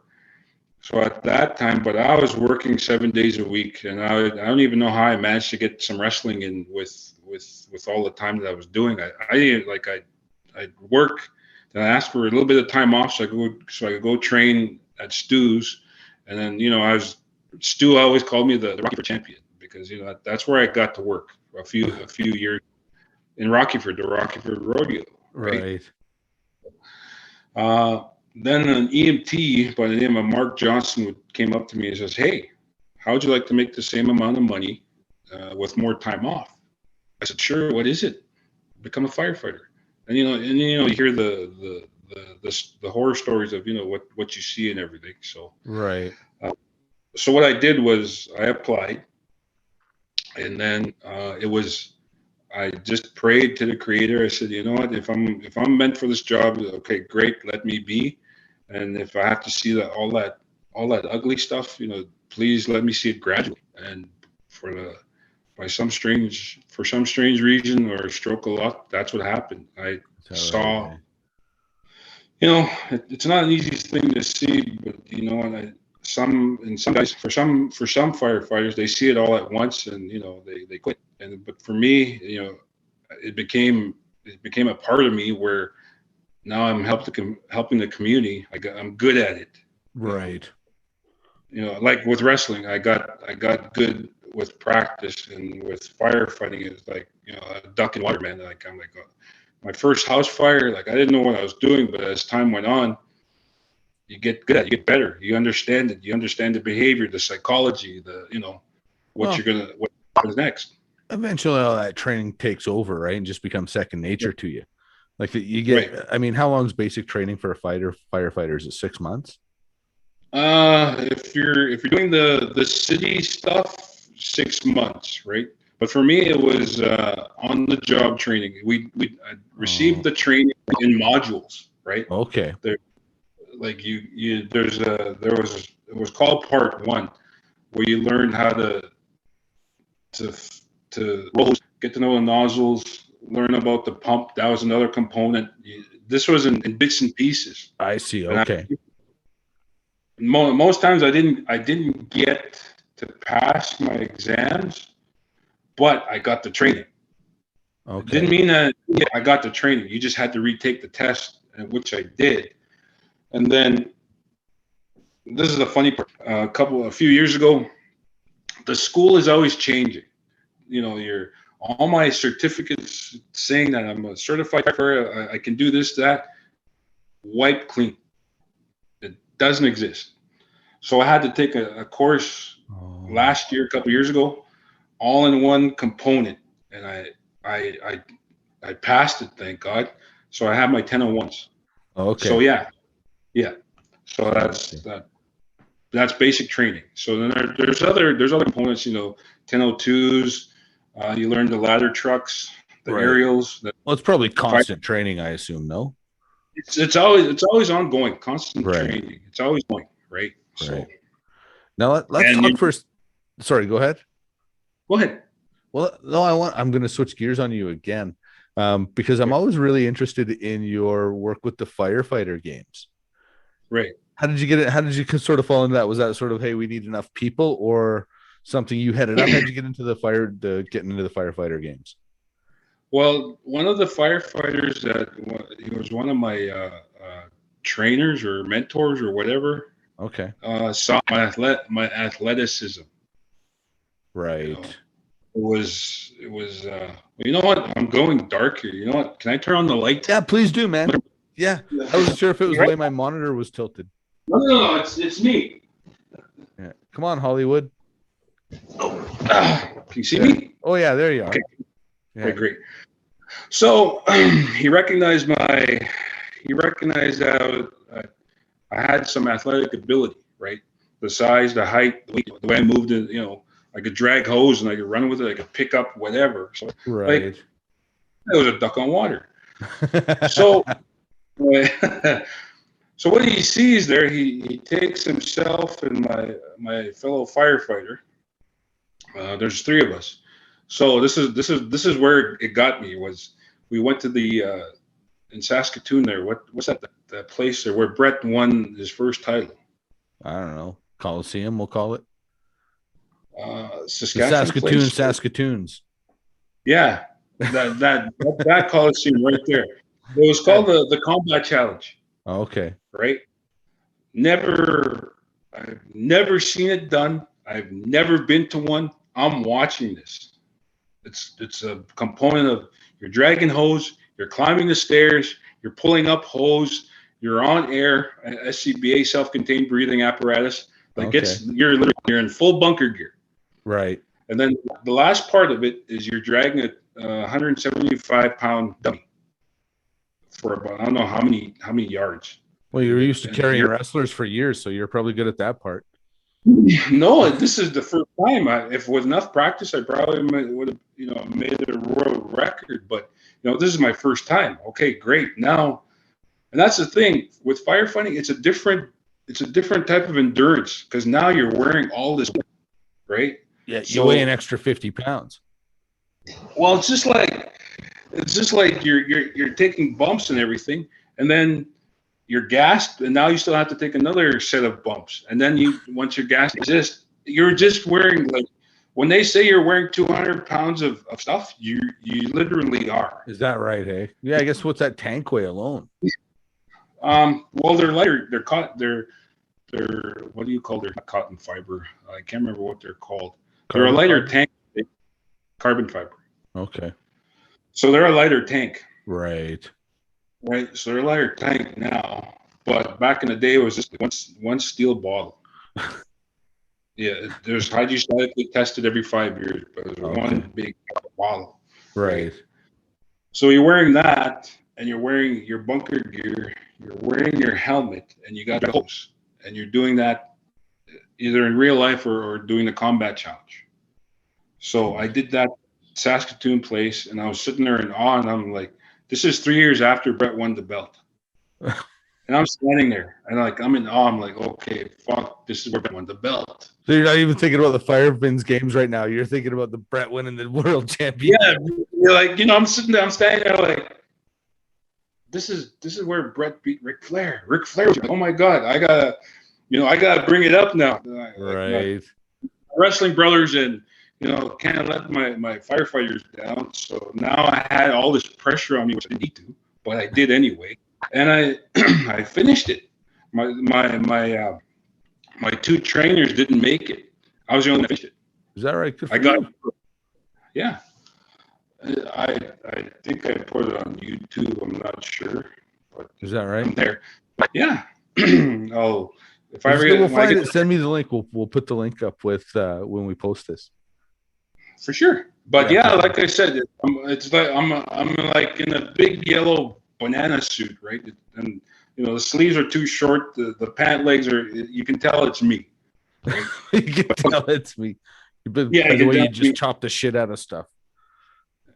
Well, you're gonna see it. You're gonna be like, holy shit! But the guy was a little shorter, but he won. But I was just glad that I finished it. Well, Yeah. especially if you've never seen the event before, man. That's sink or I've never swim done right it. there. Yeah, it was sink or swim, and I never did it.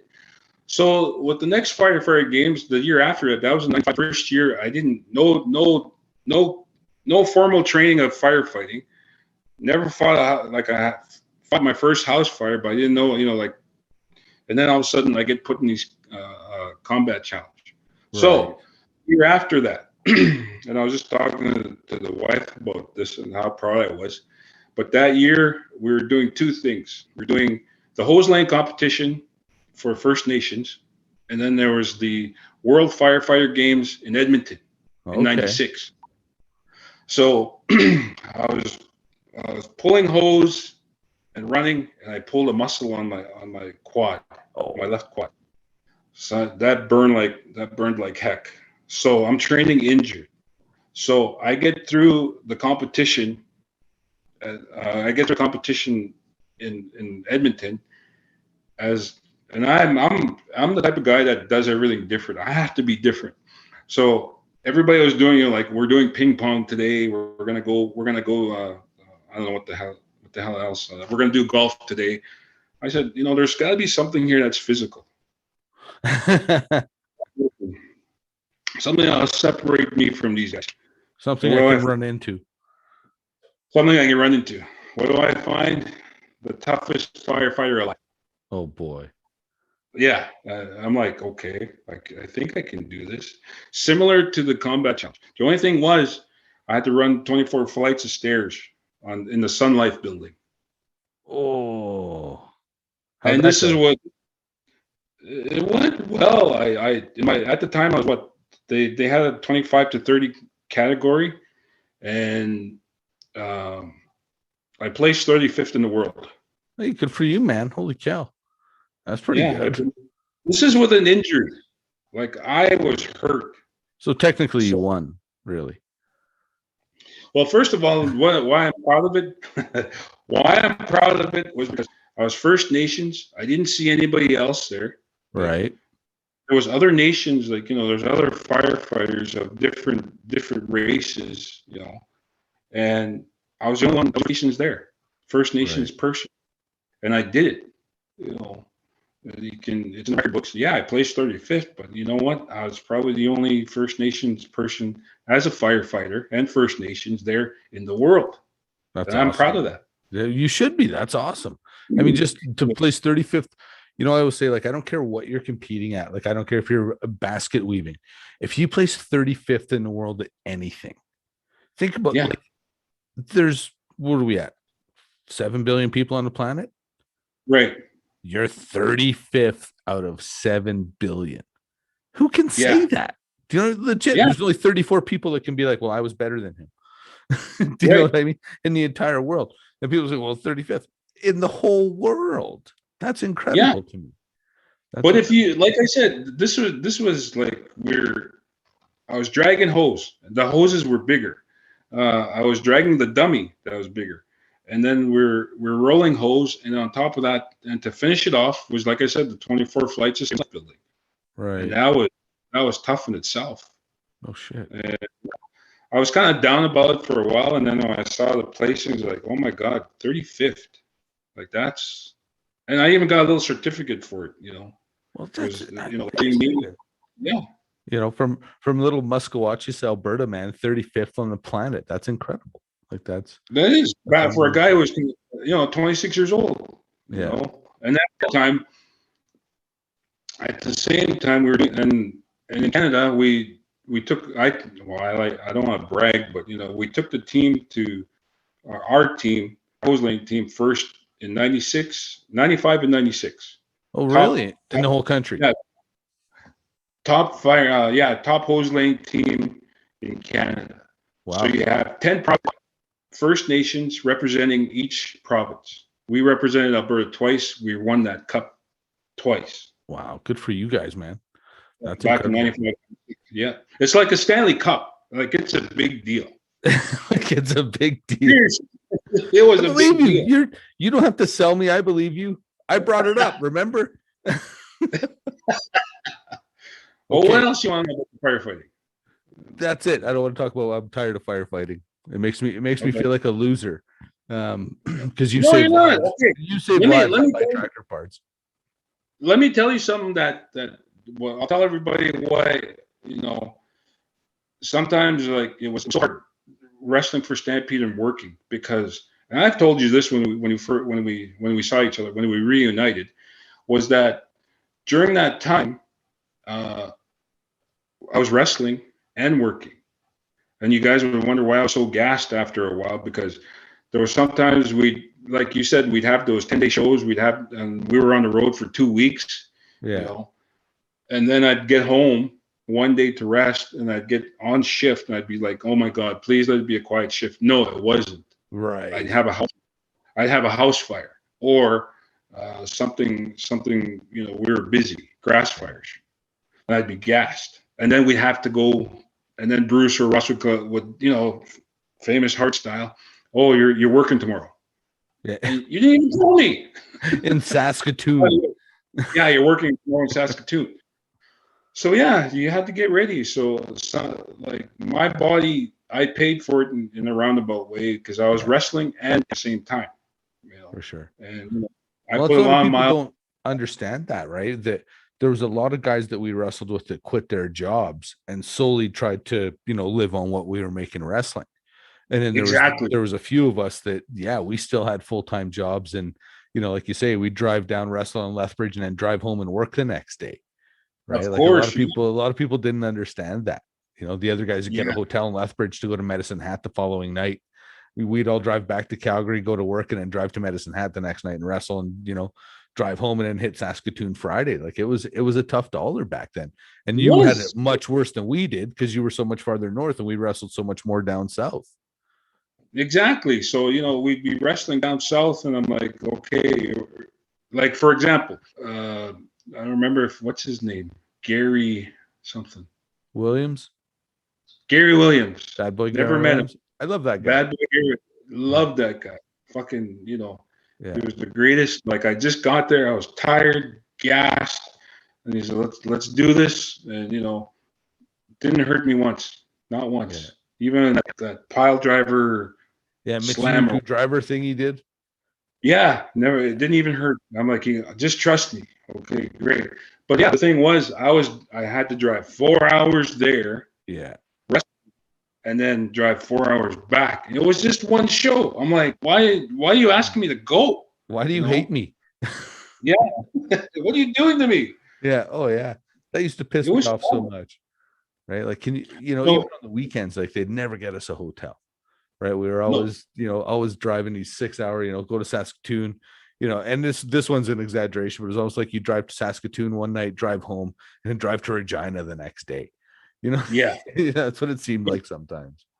It did, because you drive 6 hours here, and somewhere else it was 7 hours. It was a totally different town. Yeah.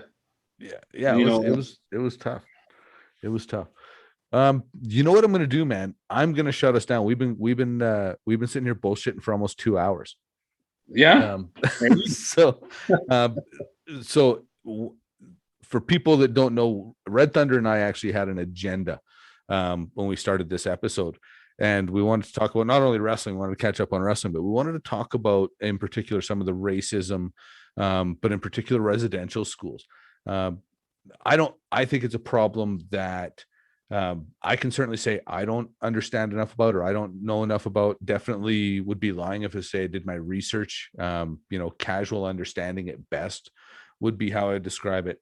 And I think I'm probably in the majority of white Canadians that have heard some things in the media and whatnot.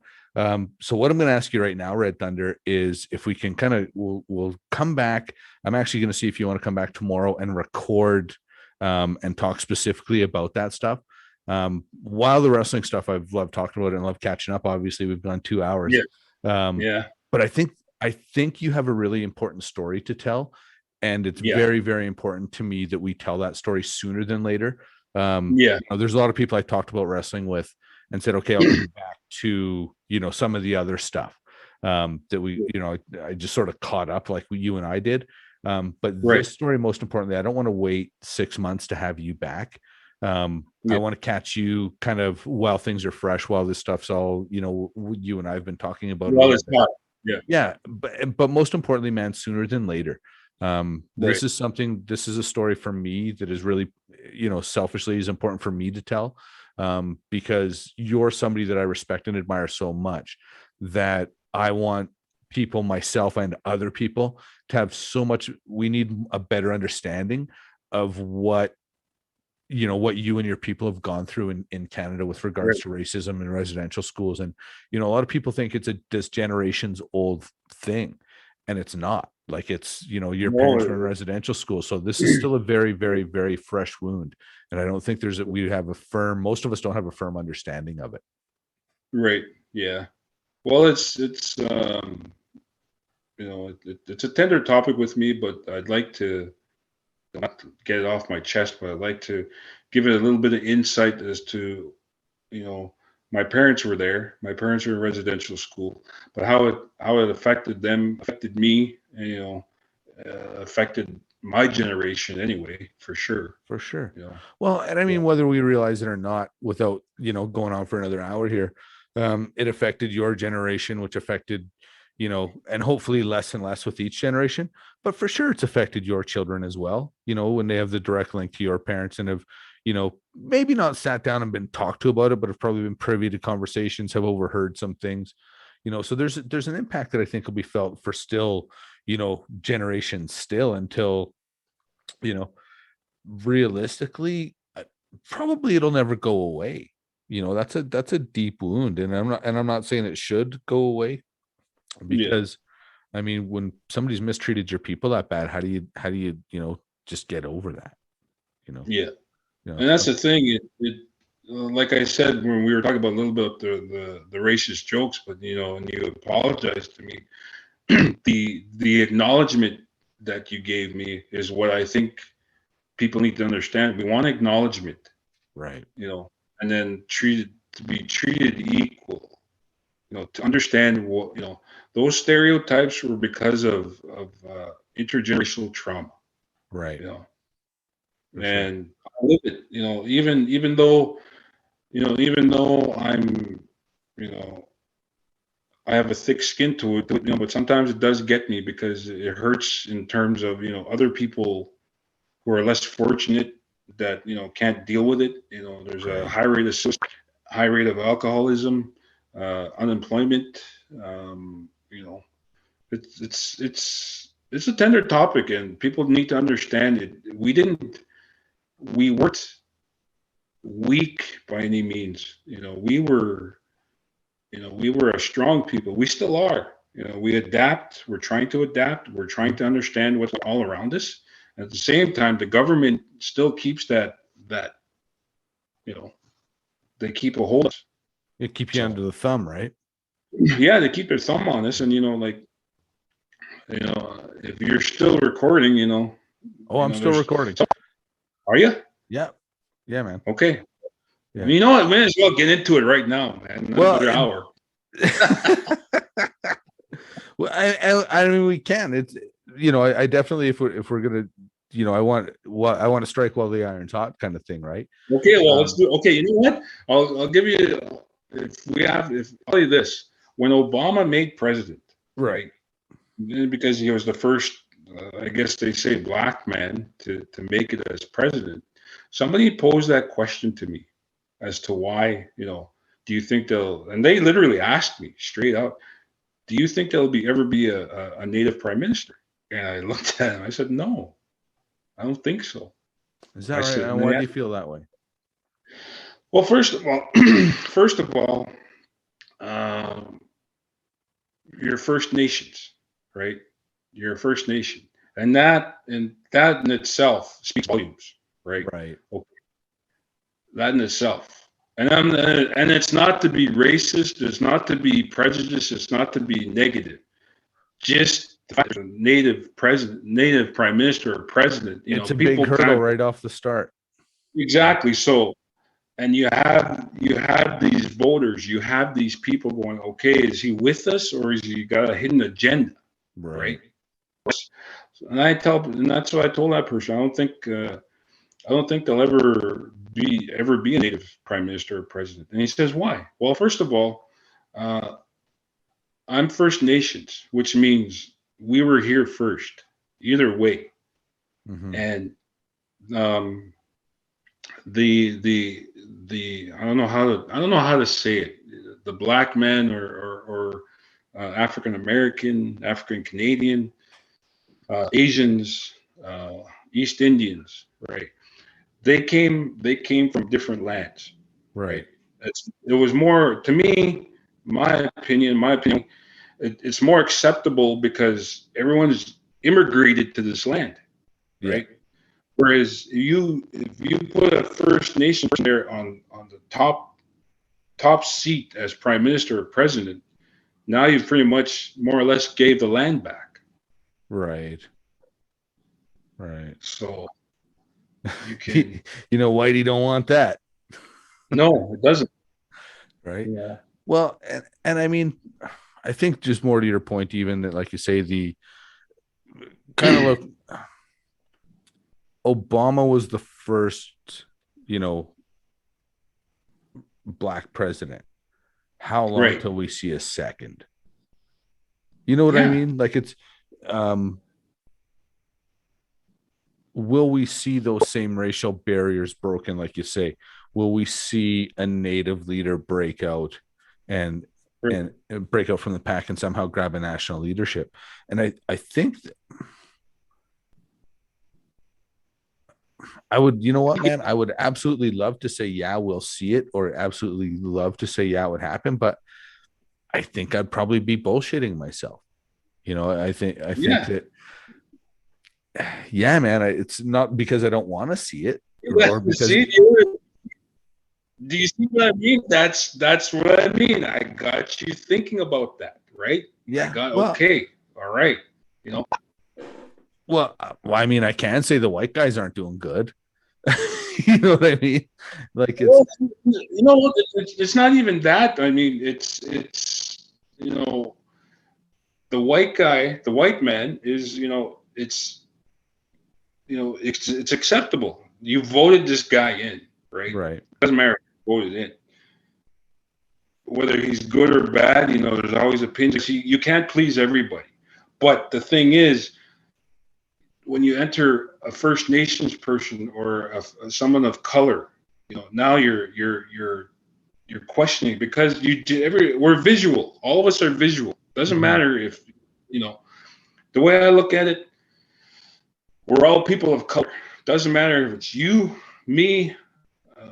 Marlon, God rest his soul, um, uh, Great Gamma, General, King Lao. We're all people of color, all of us.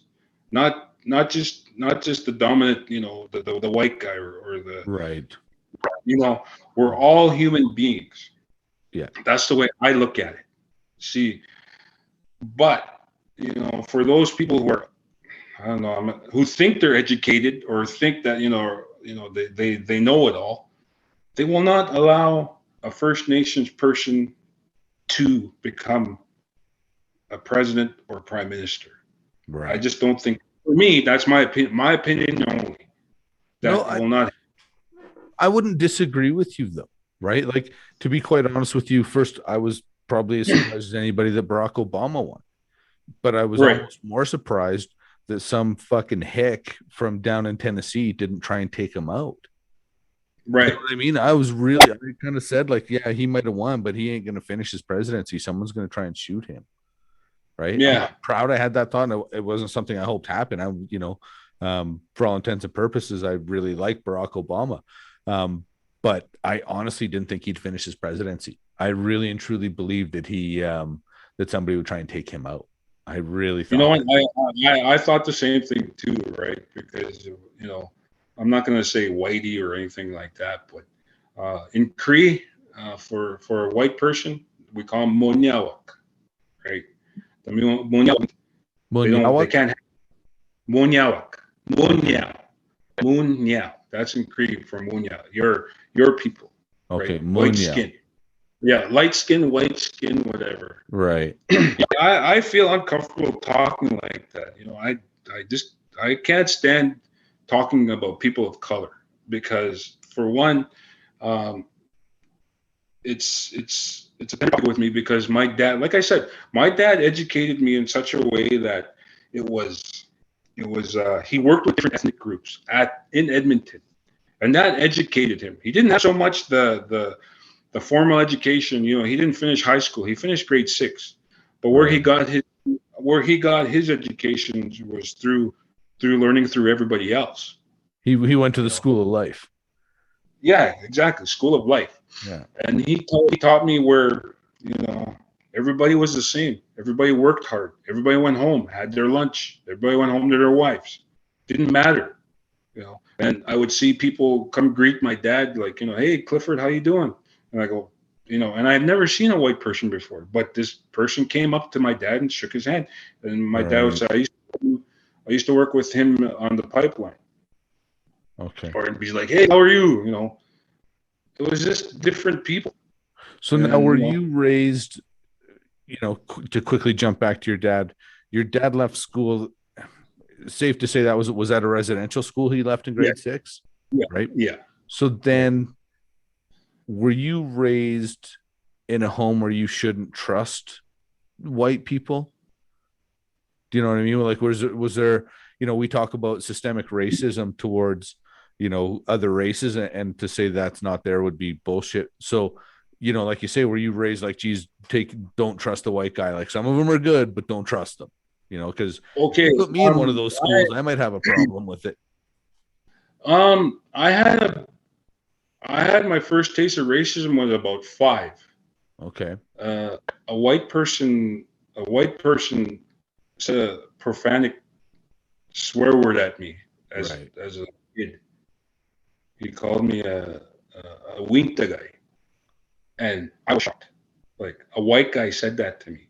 He was in his truck, and I just happened to be going to get something from our vehicle. I Right. can't remember what. I asked my mom if I could go to get it, and I came back, and he stopped right in front of me, and I'm like looking. Okay, I'm stuck there. Like, I'm just 5 years old, and he Right. rolls down his window, and I thought he was gonna yell at me or something, and he just says, "Wink the guy," and I'm like, I was hurt, and he drove away. And I went crying to my mom and my dad, and they said, "What's wrong? Like, did somebody hit you? Somebody hurt you?" And I'm crying like, "No, this guy called me a weak guy," and then they got mad. Who? I said, like, and we were surrounded by white guys. Right. Like, we were at some sort of farmer's market or something, and then Okay. I said, called me a weak guy, and then my dad got mad and said, "Well, where is he?" He drove. Like I said, he drove. I don't know. He drove off. So I experienced racism from the get go. Wow. This is in Wetaskiwin.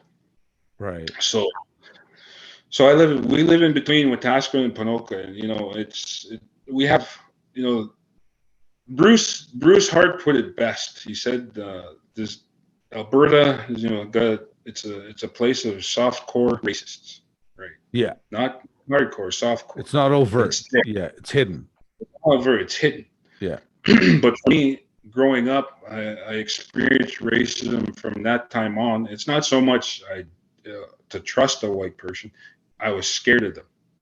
It was like, okay, I just, Right. it was like, who's going to say this to me next, right? Yeah. What, like So, you say, when's the next person going to judge me just because I look different, or Jesus? yeah, because back then if you look on the Facebook, there's a picture of me with little braids. Like, I wore my braids proudly, but Oh, you were such a cute little kid. yeah. So I cut them. Reason being was because I thought in the shoot with Stampy Wrestling, they're gonna choke me with my braids. So I don't Oh, want that. okay. So that's why I cut the hair. I hurt a lot of people because of it. But back then that's what I thought I needed to do. Yeah, because My even mother as a hated. teenager, you've got pictures with that Firebird that I've known you ever since I've known you've had, and you had really Yeah, long braids. yeah, I did. And then from that point on, it was always about uh, like not being scared of white people. Even police. RCMP. It's there. In terms of we get stopped. Like, this one time I got stopped and I had my seatbelt on. The guy literally stopped me and said, "What's going on here?" And he said, "You have your seatbelt on." I didn't have it. I had it on. My sister Right. was behind. He gave me a ticket for I can't remember how, $400. I had my seatbelt on. So I'm like, oh my God, this is stuff that, like, I can't do anything about it. There's nothing I can do because, someone turns a blind eye. Well, how do you, and first of all, how do you fight that kind of overt horse shit? Second of all, by the time you take the time off work, go fight it. You know what I mean? Is that the hill you I want to had to die pay on? Yeah, you end up just paying, right? I had to pay it because, I had no choice. Yeah. Given the fact that, it's Wetaskiwin and, the stereotypes are there all the time. It doesn't help that my people are over there, like, as of right now, where some of them are homeless, some of them have mental illnesses, addictions. It's tough because we try and reach out for them to have those resources to fight them, whether it be therapy, rehab, but because of that intergenerational trauma, we can't get away from it because my parents, their grandparents, their great grandparents, we because of residential school, it it affect us. It has affected us throughout the generations. Right. So when Stephen Harper said, uh, "We're going to give you money, a payout to compensate, to forgive us," that's the same thing. It sucks because the government just throwing money at us. Here, it'll fix all your problems. Well, and You know, I mean, you can't buy forgiveness, right? Like to me, it's like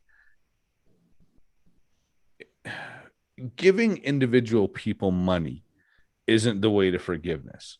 You know what I mean? If no, I just cut you, if I just say, okay, the government has $10 billion that right, we're gonna split up between the 7 treaties, right, and we go ahead, disperse all the cash, and then we say, now do you forgive us? yeah, Well, there was a grand gesture, but was there a change in attitude? Right. And I think the biggest thing when you look to forgive somebody, um, sometimes you'll flippantly say I forgive somebody because maybe it wasn't a big deal. So you're just like, yeah, don't worry about it. But right, when right, somebody's wronged you in a big way, I think one thing you look for in forgiveness is a change in attitude, right? Sincerity. So yes, if the Canadian government just comes to the 7 treaties and says, hey, here's a whole yes, bunch more money, sincerity. That's it. You hit it right on the head. yeah, Sincerity. because they've made problem. I mean, how long have the reservations been around? Do you know what I mean? All these provinces have been made and they've never been met. So why would you ever trust anything we're going to tell you anyways? Still there? Yeah, I'm still here. Yeah, Okay, you, okay. you, you kind of blipped for a while. I'm sorry. Yeah, something went a little wrong. But yeah, sorry. I was just kind of saying that when the government's traditionally never followed through on anything, even if they say we're going to make financial restitution, why would you believe that's even going to happen? Right. You know what I mean, Well, like there's the to me, the like biggest Trudeau. thing. Go ahead. Sorry, go ahead. Well, I just think the biggest thing, like, and to me, it's the same down in the States. Um, the best way I think that we can help the reservations from a layman's white man's perspective. So if anything I say at any time, if you think I'm offside or if you think I'm full of shit, please by all means call me out. But I think Okay. until the governments at all levels, being that our municipal, provincial, and federal governments, because this isn't just a federal government thing. You live in Alberta. Now, I appreciate all Right. the treaties are made with the federal government, but that's where that Graham Suchi made a good point, where I think he called it the Jordan principle, where if we Yeah. see a problem, just fix it and we'll decide who pays for it later. Right. And I wish there was more of that at the provincial level because, waiting for the feds to get things done. I mean, why don't we just stand around kicking our own asses, right? Like they're not going to get it done for us. So to me, No. we need to start looking for it on a provincial level, and then the province needs to then sue the government, so that the 7 treaty nations aren't then spending their resources to sue the federal government to fulfill the agreements that the federal government agreed to in the first place. Right. Right? Like so Well, to me, I that's think the the best thing. thing we could do is simply invest more in the infrastructure in our reservations, Right. right? If I'm going to build better roads, I'm going to build better schools, I'm going to build better bridges, I'm going to build better water treatment. All these things create jobs. So Right. immediately, hopefully, we can start looking after the 80% unemployment population on your, up in Sampson Reserve Must there, Yeah. Yeah. right? Like it's Yeah. I think it's the same problem down in the States. Like people say, well, we can't give, I'm not sure the population number of Black people that would qualify for government restitution, but the better investment than giving somebody a check for $10,000 or $20,000 is what it's going to end up being amounting to, would be creating better scholarship programs for free education, better education, invest in the neighborhoods, invest in the infrastructure in their neighborhood. Just giving Right. people money is simply not the answer, right? Well, see, that's the thing. I'm from Treaty 6. We have this is what's called the medicine chest. Okay. Okay. So it's free healthcare, but we're looked after in terms of that. Right. But at the same time, it's slowly being eroded away where we're starting to having to pay for certain things. Indian Affairs will not pay for certain things. It's coming out of pocket for ourselves. Right. Okay. And then we have the educational aspect of it. We usually, I'm not going to say the government pays, but the bill is taken care of. If we want to go to school, it's looked after. Right. But at the same time, that is being taken away. They're slowly taking away certain things. So this question was posed to me, asking me about the treaties. So, and this guy is highly intelligent, great guy, and I gave it back to him. So I told him, okay, I put it in a certain way. I said, okay, you're a cell phone customer. I told him, yes. He goes, yes. Okay, and I'm the cell phone provider. Now, you signed a contract, and with me providing services to you. He says, yes, but I didn't deliver those services. He says, yes. Okay. Now you come back to me and say, hey, you didn't live up to your promises in this contract. Okay. Well, the way I look at it, this contract is null and void. We'll tear it up. Okay. Right. And he looked, okay. I said, now we go back to the treaties. The Chiefs signed a deal with the fact that the government would provide us with certain concessions made and provide for us and look after us. You haven't come on those. You haven't made those promises come true. You haven't provided any of those things. So we just tear up the contract. Okay. Now you have to give the land back. Right. Simple as that. That's it. And he looked at me and he says, I'm gonna get my lawyer on this. I said, go ahead. And he hasn't gotten back to me yet. And that was like 10 years ago. Well, it's as simple as that. The treaties were the reason why we signed the treaties was because I'm going back a long time here. We had the buffalo. My kids always ask me this, what was the buffalo for us? And I said, you know what? And I tried to simplify as best I could. I said the buffalo was our Walmart. It was a moving Walmart. I did everything. Yeah. Everything. Not one part of that buffalo was wasted. Right. So the Europeans recognized this and destroyed most of the buffalo. So now we're starving, which forced us into reserves and forced us to sign those contracts. So given the fact that we signed those things, the government just decided, well, we're going to put you on reserves. Okay. And there's so many things I could talk to you about it, but to simplify it, we were supposed to have land from Edmonton stretching all the way to Saskatoon. That's how big the reserve was. Right. But now they cut it down to so many, we're cut down to, if you look on the map, Muskwacis is not that big. Right. So we're caught in between Wetaskiwin and Ponoka. So you go from Edmonton to Saskatoon to between Wetaskiwin and Ponoka. That's Muskwacis. Jesus. Well, of course, then you're not going to trust. Why would you trust anyone that negotiates with you like that? Exactly. So we're living, and then they put us. They want to educate us, so they put us in residence. So the Vatican sent the priests and nuns over here, but what nobody knows is that those priests and nuns were the bottom of the pile. Oh, okay. It was almost like a discipline mission. Yeah, you're going over there to do this for us. So that's where all the intergenerational trauma happened. That's where everything, went to shit for us as First Nations.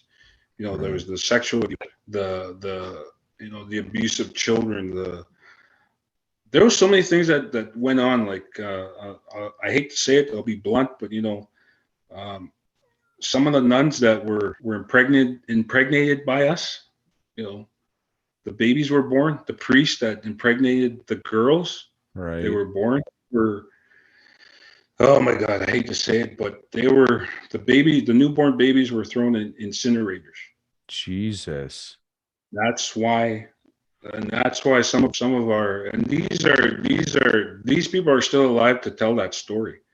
And that's why they're still the way they are. Like the trauma there that they suffered, is immense. I can't even imagine that. It was tough. And my I got nothing. Like, that's heavy, man. I'm all I can. There aren't enough stories. Do you know what I mean? There just aren't enough stories. Like it's, and most of it, people wonder why, we don't trust the government or wonder why we don't trust the church.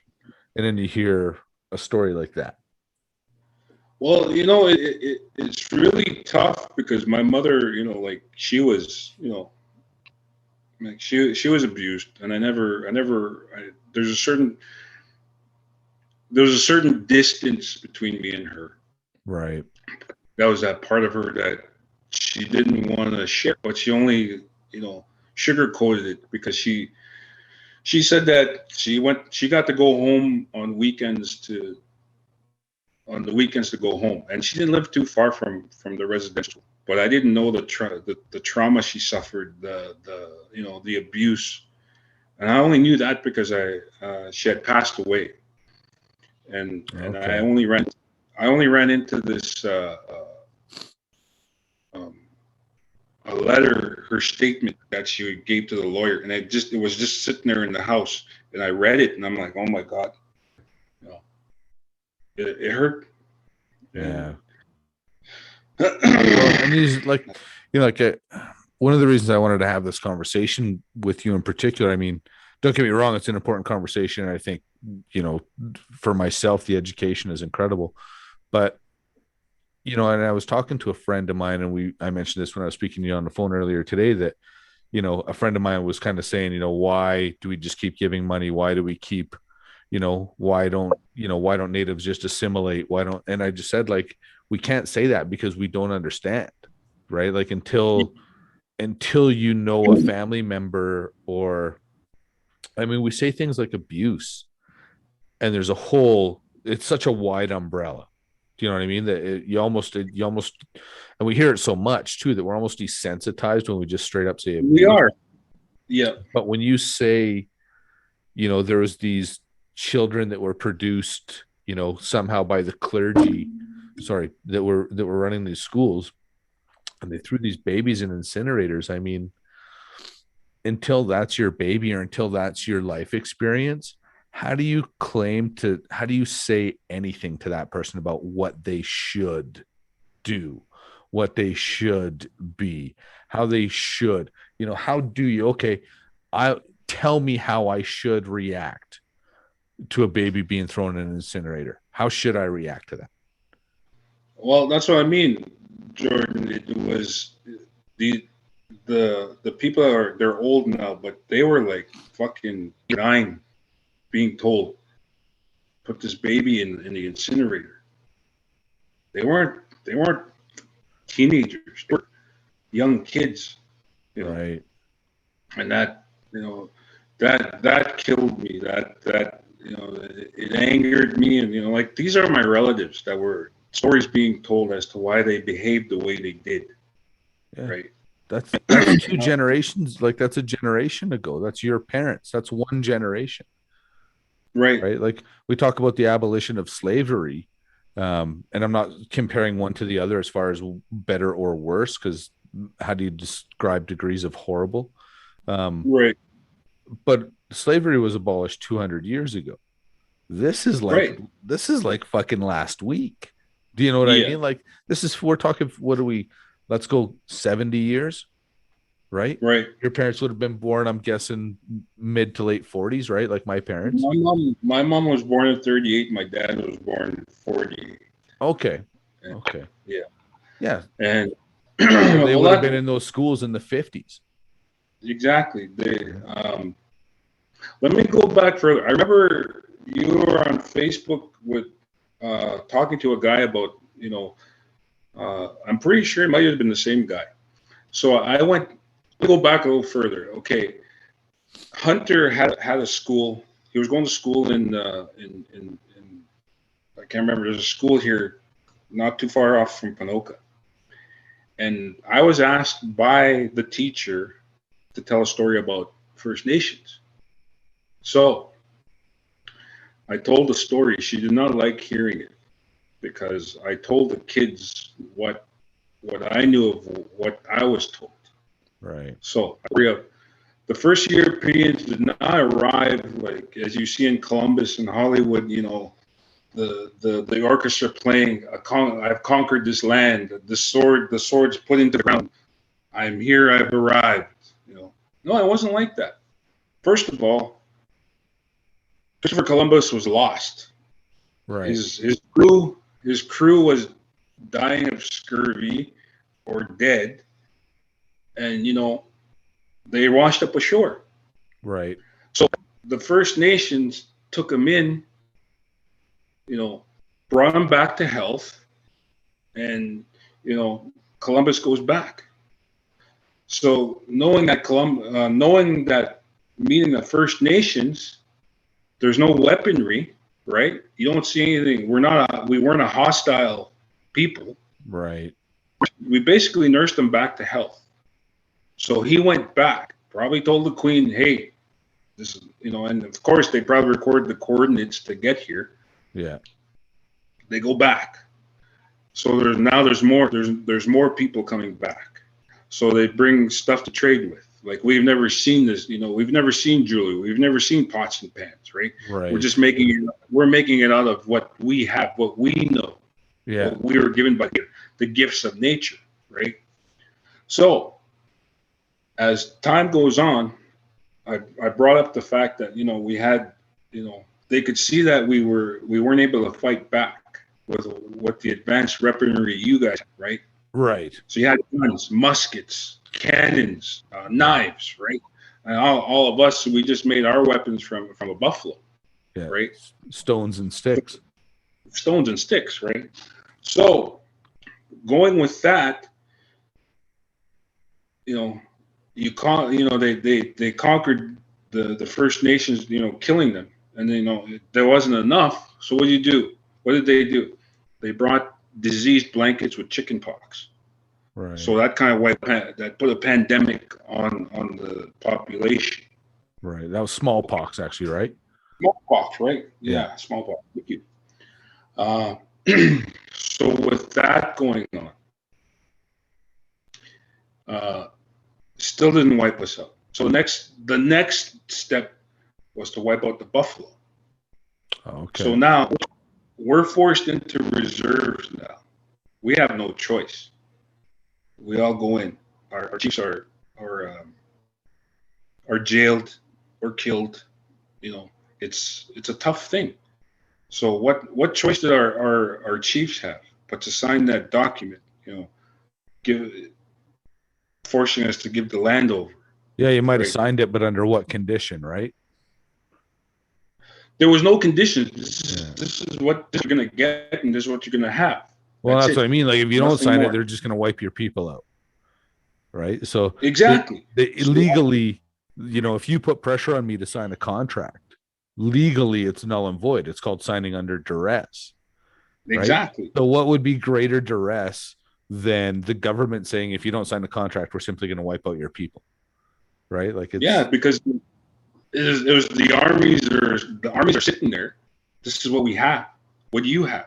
And you look back, you got women, you got children, you got the elderly, and you got guys. The warriors are sick. They're beaten. So what's the leader of your people gonna do? I have no choice. I gotta sign it. He's got to save his people. So with that, the annihilation of First Nations is through residential schools, and that's where it all started. And because of that, trauma is passed on to generation to generation. This didn't start it just started in the 1800s. Right. And if you look on the internet, there's a picture. There's a picture of buffalo bones that's pretty high. It's on the internet, and there's two guys standing there proudly of all these buffalo bones. There, it always breaks my heart. Right. That So would it wasn't. destroy. Well, of course, because of it, white history tells us that simply the natives overhunted the buffalo. Do you know what I mean? Right.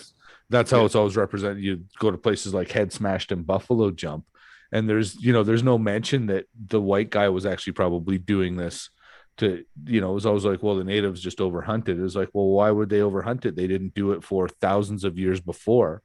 All of a sudden, white guys come, and all of a sudden, everything got overhunted. Do you know what I mean? And it just kind of, all of a sudden, the guy starts doing the math like, excuse me, no, they lasted for thousands of years. Why did they overhunt all of a sudden within 100 years? Right. If that probably within a generation, now that we're saying this, probably within 25 or 30 years. Exactly. So, Head Smashed In was about, I've been there, right? So with that, we used those cliffs to hunt, and we only took what we needed. Right. So it wasn't like we were okay. We're gonna send the whole herd. You know what? We knew that if you kill all of them, we're gonna starve. Yeah, you'd only take a couple of them, right? Right. So we were always moving. That's why the teepees in Palos, you see, the teepees were a mobile home. The women were in charge of that. They packed everything the way it should be, and we moved on because we were following the buffalo. Right. That's what it would make sense to kill them all. Yeah. We were nomadic. Yeah. Right? We were where they were going. So of course you have the native wars with other tribes, right? So we were dealing with other things, and then here comes the Europeans. Great. Now we got another just what we need, right? So with that, the residential schools were put in place to educate us, to assimilate us through European ways or Western society, whatever.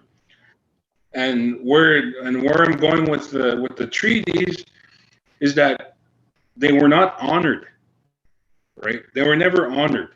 They gave us a little, but they didn't give us anything. So when the average white guy says, "Oh, I pay my taxes for you so you can live," right? Which is bullshit. It bugs me because that same white guy will come up to me and grab me and say, "Hey, I'll give you a 20 if you let me use your tax card so I can get some smokes, a carton of smokes." Right. I'm like, "Oh, fuck you, man!" Yeah. This card is useless, because he doesn't want to pay taxes on the cigarettes, which are the very taxes that go to help your people, are supposedly, right? Yeah. Yeah. Hey, let me get out of pay. Let me tell you how good I am for paying those taxes, but I'm going to need that card you have so I can get out of paying that tax. Exactly. Yeah. So, when people say I pay my taxes, okay, living on the reserve is not the greatest because the government only sends us a certain amount of money. Right. For a budget. That's it. That's all. And what happens is that money is distributed, but that's enough to keep the infrastructure running. That's about it. That's all. Feeding everybody. Exactly. So we try to, like, I've seen we've opened up the last 20 years. We've opened up a grocery store. We tried to make it work 5 times. But what happens is we get the wholesaler to bring their product into the reserve. We buy it, but what he does is he ups the tax. Right. And he can't, because when he delivers something, it's GST exempt. And he can't charge for that. He can't charge his GST. Right. So what he does, he ups the product so he can make money off of that. He just squeezes that 5% into the purchase price. Yeah, because he has to pay for it on his own. But once that product makes it over to us, and it's so high, like a liter of milk or whatever 4 liters of milk would be here. Honest to God, I'll even show you. Honest to God, it'll be $4 or $5 in Safeway, but when you come here, it's like $7 to $8. Really? Same liter of milk, yes. Jesus. Yeah. Okay. So what Yeah, he's doing is because he's paying GST when he buys the product. So he right. gouges you on the price to cover the GST rather than wait at the end of the year when his GST all reconciles. Exactly. Right. So now back to the money that's supposed to be distributed, whether it's me or whether it's somebody on social assistance, we have to go buy that jug of milk. Yeah. Which, and you okay, either you pay for gas or you starve. So Yeah, living what are out the here, options? yeah, these are your options. So living out here isn't in terms of someone who doesn't know thinks that we live in paradise. We don't. We are trying to get by every day. Yeah. Like I said, I've repeated this before. We have a high rate of suicide, unemployment. There's a lot of the gangs are still prevalent, not as much. I was going to ask you, And has then the gang problem kind of cleared up there? no, it hasn't cleared up, but they're not as prevalent, or they're not as as the media puts it. Like there was gang related or gang violence, right? Right. So all the the community kind of took back the community, like the people kind of took it back. Right. At the same time, you got these wannabes causing trouble all the time. Yeah. But we go back to the. I go back to the residential school. All that trauma it's morphed into where we lost our culture. Now, this young generation looks to and I'm not knocking anybody, but the young generation looks to black culture, the rap, the gangs, we don't dress traditional. You look at this young native kid, he looks like he's a African American or African. Right. Looks like an LA rapper. Exactly. Right. We in terms of that's where we lost our culture, and we're trying to bring it back. Right. And then you talk about racism. To be honest with you, I went to school. My dad was mad at me. My grandfather on my mom's side was mad at me because I used to talk Cree, full Cree, till I went to school. I didn't even know who Morris Neepus was. That was the teacher literally pointed at me. You're Morris. That is your name. That is who you are. I had Really? Mom and dad called me. Right. Morris Neepus is who you are. This is your number. This is who you are in English. Wow. Once I learned So you English, were in school before you got like a white name. Yeah. Wow. So yeah. Like I was born Morris Neepus, but at the same time that I didn't know who he was. That wasn't the life you lived. Yeah. My life was I was just a kid with braids, not knowing what was going on in my life, cartoons, riding my bike, playing with cars, and then we get sent to school. Yeah. You just reminded me of this cartoon. I didn't realize, and this is my argument when people say there is no such thing as systemic racism. I'm sure this Bugs Bunny cartoon is no longer on television, but I just seen a highlight maybe within the last 6 months. And Bugs Bunny, it's cowboys and Indians, right? Right. Oh, and Bugs Bunny's in the fort. He's on the side of the cowboys, obviously. And he has a musket, and he's shooting the natives. The natives are riding bikes, and he's shooting the natives. And as he's shooting the natives, he's counting them off and singing the song. 1 little, 2 little, 3 little Indians. Lines up the gun again. Blam, blam, blam. 4 little, 5 little, 6 little Indians. And I kind of watched it and thought, holy shit, did they ever just devalue those lives? Where it's like, it's one thing when a plane crashes on G.I. Joe and a guy dies. It's another thing when you're making a mockery of blasting, shooting people. It was kind of shocking to see. Like, it was one of those like, oh shit, if we didn't think systemic racism exists, here it is right there. Right now. Exactly. Like and don't get me wrong, I love Bugs Bunny, but it was really eye So do I. opening, right? Yeah, so do I. But the thing is, put it to you this way: if Elmer Fudd did it, it would be happening right now. But because it's Bugs Bunny, who's a rabbit, Right. it wasn't as impact wasn't as severe. You could get away with it because it was a rabbit. No, it's not real. It's just a rabbit. Yeah, it's a cartoon. It's a rabbit. Yeah, even though the intent is still there. The intent is still there. Yeah. And that's what I mean. Growing up with racism. You have to have a tough skin, and that's the thing. when you give it back to somebody in terms of a non-native, right? You give it back to them. It's like you victimized them. Yeah. Whereas I've been victimized. My generation, my people, the First Nations have been victimized through generation to generation. But when you give it back, it's like, oh my God. Yeah. You're those people that say at wrestling would call you a wagon burner. And please just forgive me for even saying it. It just doesn't even feel right saying it to you. But they throw out a word like wagon burner, and you turn around like, well, you white trash piece of shit. And they're gonna be like, can you believe the way he spoke to me? Yeah. Get out of here with that. Oh my God, in front of my child. Exactly. Yeah. Right for them to call it like, and we were working. I was the guy. I was supposed to be the good guy, right? Yeah. Yeah, you're still getting that tough. shit. Yeah, it was tough doing that. It was tough.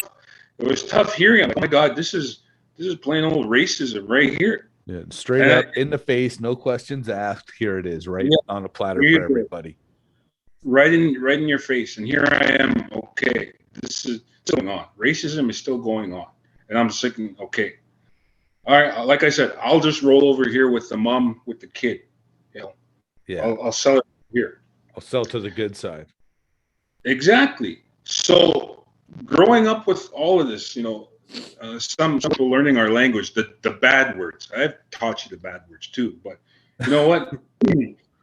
Saying it to a kid who's 5 years old, and never once thought bad of anybody, right? Yeah. And here's a grown man threatened by a 5-year-old. That says a lot. Not just threatened to buy, right? Not threatened to buy and keep driving. Took time out of his day to stop his car, roll down his window, and say something rude. Exactly. Right? That obviously, I mean, I don't want to speak for you, but it's obviously traumatized you to a level where you're now, pushing the north side of 35, we'll say. Yeah. And this is still a pretty clear memory, right? Like it's but even at that, I can still remember the time I first heard the word "packy." I can literally tell you where I was because I didn't know why the person was upset, because I didn't understand. Like she was a an East Indian girl in our class, and she was wearing a white. I remember she was wearing like a white silk blouse, and this kid goes, fight, Packy in the white. And she got so mad. And at the time I didn't understand. I literally had no idea because I'd never heard the word before. I didn't know what a Pakistani was. Like I literally was too ignorant to be ignorant. And I kind of really like my teacher was like hostile. Like our teacher was so mad. And I kind of really like, I remember going home talking to my mom, like, hey mom, this is what happened at school today. This kid said this. Brother, I was 9. Right. I was 9 years old before I'd ever witnessed something like that. Yeah. Right. You were 5. Yeah. That is. But that's what I mean. You're on one side of the fence, right? And I'm not trying to denigrate you or knock you, but like you were safe. Yeah. Right. For sure. Up until you came to up until we did the Stampede Wrestling show on Muskwacis, you weren't, right? Because now you're on the other side. Now you're But you know what? I never looked at anybody in terms of, like, it was always prejudice. I always heard that word, oh, you're just prejudiced.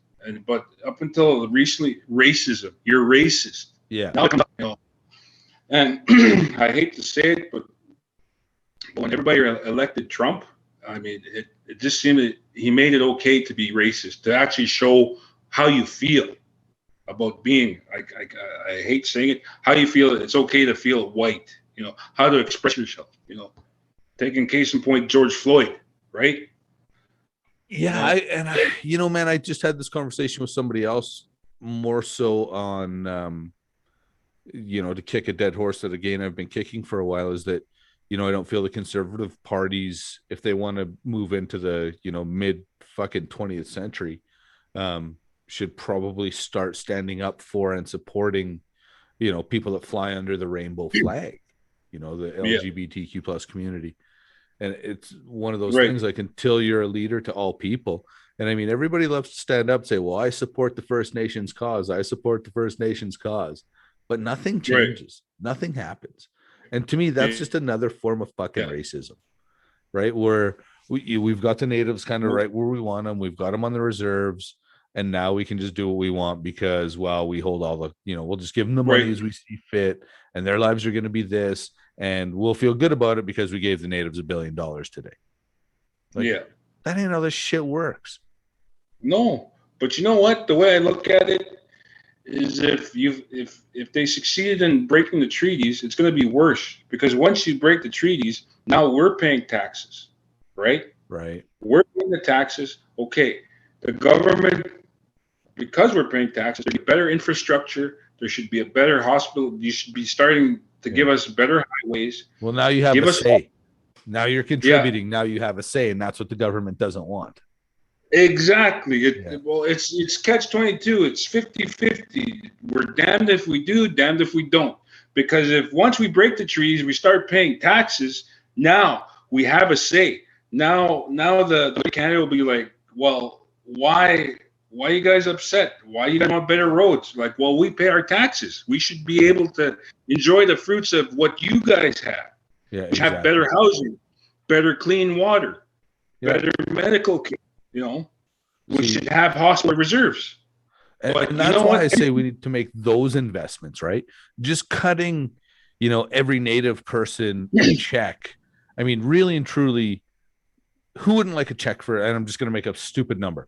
Who wouldn't like a check for $50,000? You put 50 grand in my jeans, I'm not going to say no to it. But is $50,000 really going to change my life? I might have a good year. Yeah, you would. I might invest it properly. You know what I mean? I might do some, I might buy a house. Like I might do some things to better my life. But if we take all of that money, pool it together, and like going to your point, build better roads, build better schools, build better hospitals, build schools, post-secondary education, build universities on the reserve so it's easier to access. You don't got to leave your entire life to go to school and live in a white dorm with white people and still feel ostracized, or have people look down on you because they feel they've had to pay a tuition and you're only there because you're a native. You know what I mean? Like, I think access is probably to simplify everything I've just said in one word, access. Yeah. Access, right. And that's what I mean. If that day comes, everybody in Canada is just going to sit there and go, whoa, hey, slow down. Well, this is what we want. We have every right to it. Yeah. Either way. Because from my understanding is that, when you signed the treaty, you were supposed to provide that in the first place. Yeah. But you didn't. You only got what we could get. Right. When you talk about residential school or school that I had, my mother sent me to a school in Lacombe, which is now known as Burman University. That is where I got culture shock. I was surrounded by non-native. Is that the school? Am I wrong? Was that like a Seventh-day Adventist school? Yes, that one. Okay. All right. I know. Yeah, I made great friends. Like, don't get me wrong. I made friends. Literally, I'm still friends with these guys to this day because no word of a lie. I would wrestle them. I would pick them up and I wrestle them. I wanted to be a Stampede wrestler. So when that day came, when I said we arrived, everybody would go on Facebook. Hey, he made it. This is Red Thunder and our high school reunion. And I was the one, hey, he made it. Didn't matter. Everybody else was a doctor, firefighter, nurse. But when it came to me, hey, he made it into Stampede Wrestling. Oh, great. Yeah. I saw you on TV, blah, blah, blah. That was that. But I was culture shocked. Seriously, it was. What's it like? And this is going to sound like a weird question. Maybe.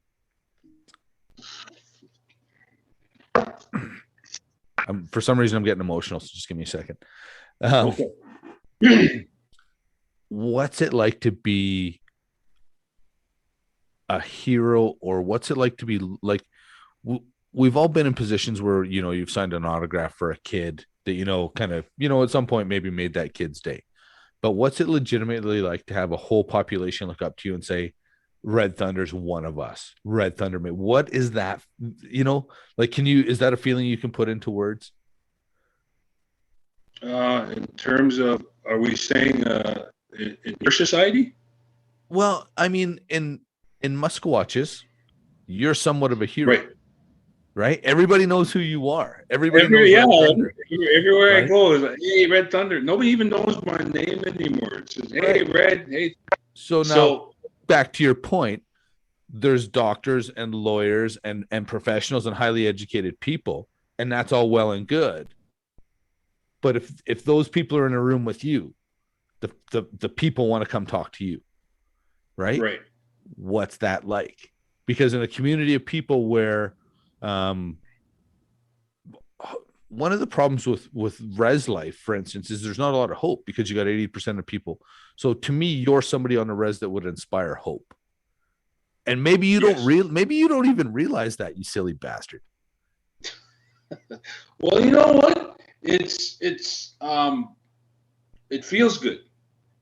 Okay, it feels good that someone would go to Red Thunder, and it feels like everything I worked for is, it's fulfilling. It feels great. But we'll go back to the question. I'll throw a twist in it. What I want, when I was growing up, we had I had Starsky and Hutch. I had $6 Million Man. For those of you that don't know, Red Thunder legit has a Starsky and Hutch Gran Torino. Please continue on. And also a kit, a Knight Rider kit.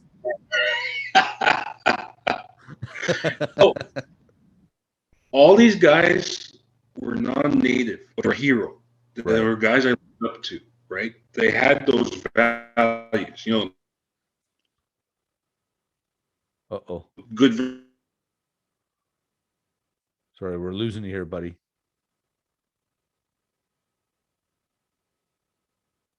Versus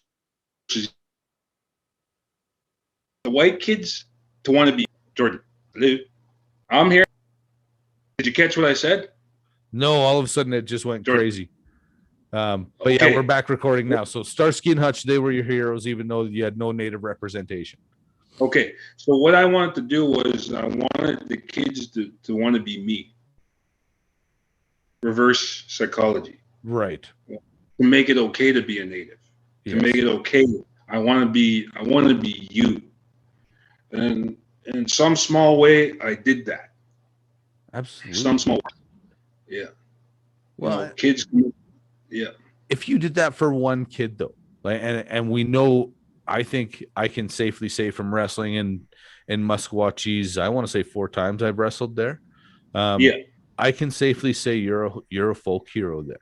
Like there are, we always use the same kind of cliche. Like, well, if I can impact one kid, that would be enough. Well, you need to be very comfortable with knowing you've impacted a lot of kids. You and Wavell in particular are probably 2 of the guys that I think have used their position in their communities to do more than any of us other guys. You know what I mean? Like you guys have really used your platform to raise your communities up. And I think that's awesome. Like it's something that I really respect and admire about both you guys. Yeah.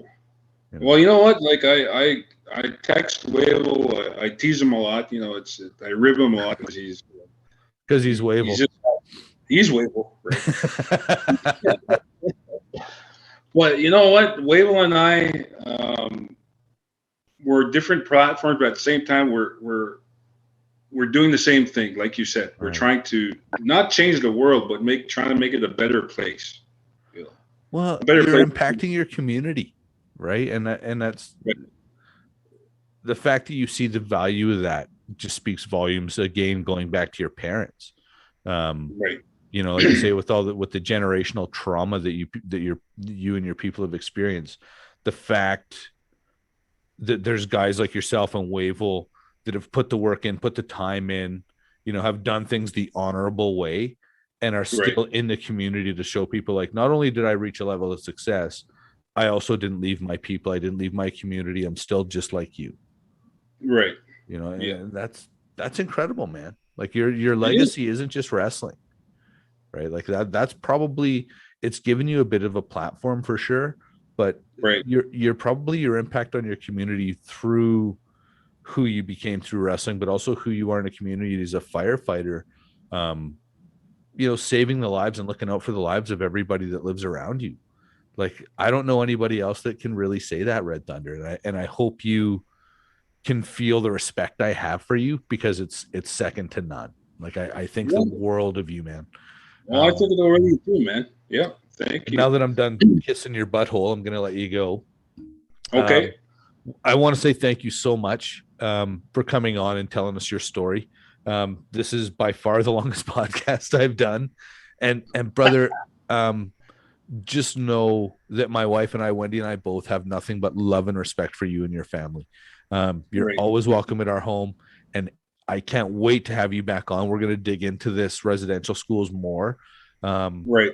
But also just to kind of, I know the platform isn't huge, but you always have this platform open. So if there's ever anything you say, hey, Durango, I need to come on, I got something I just want to get off my chest publicly, by all means, reach Right. out and we'll get you on here, buddy. Okay. Well, there's one thing I always want to say. Like, thank you for being my opponent, my friend, my brother.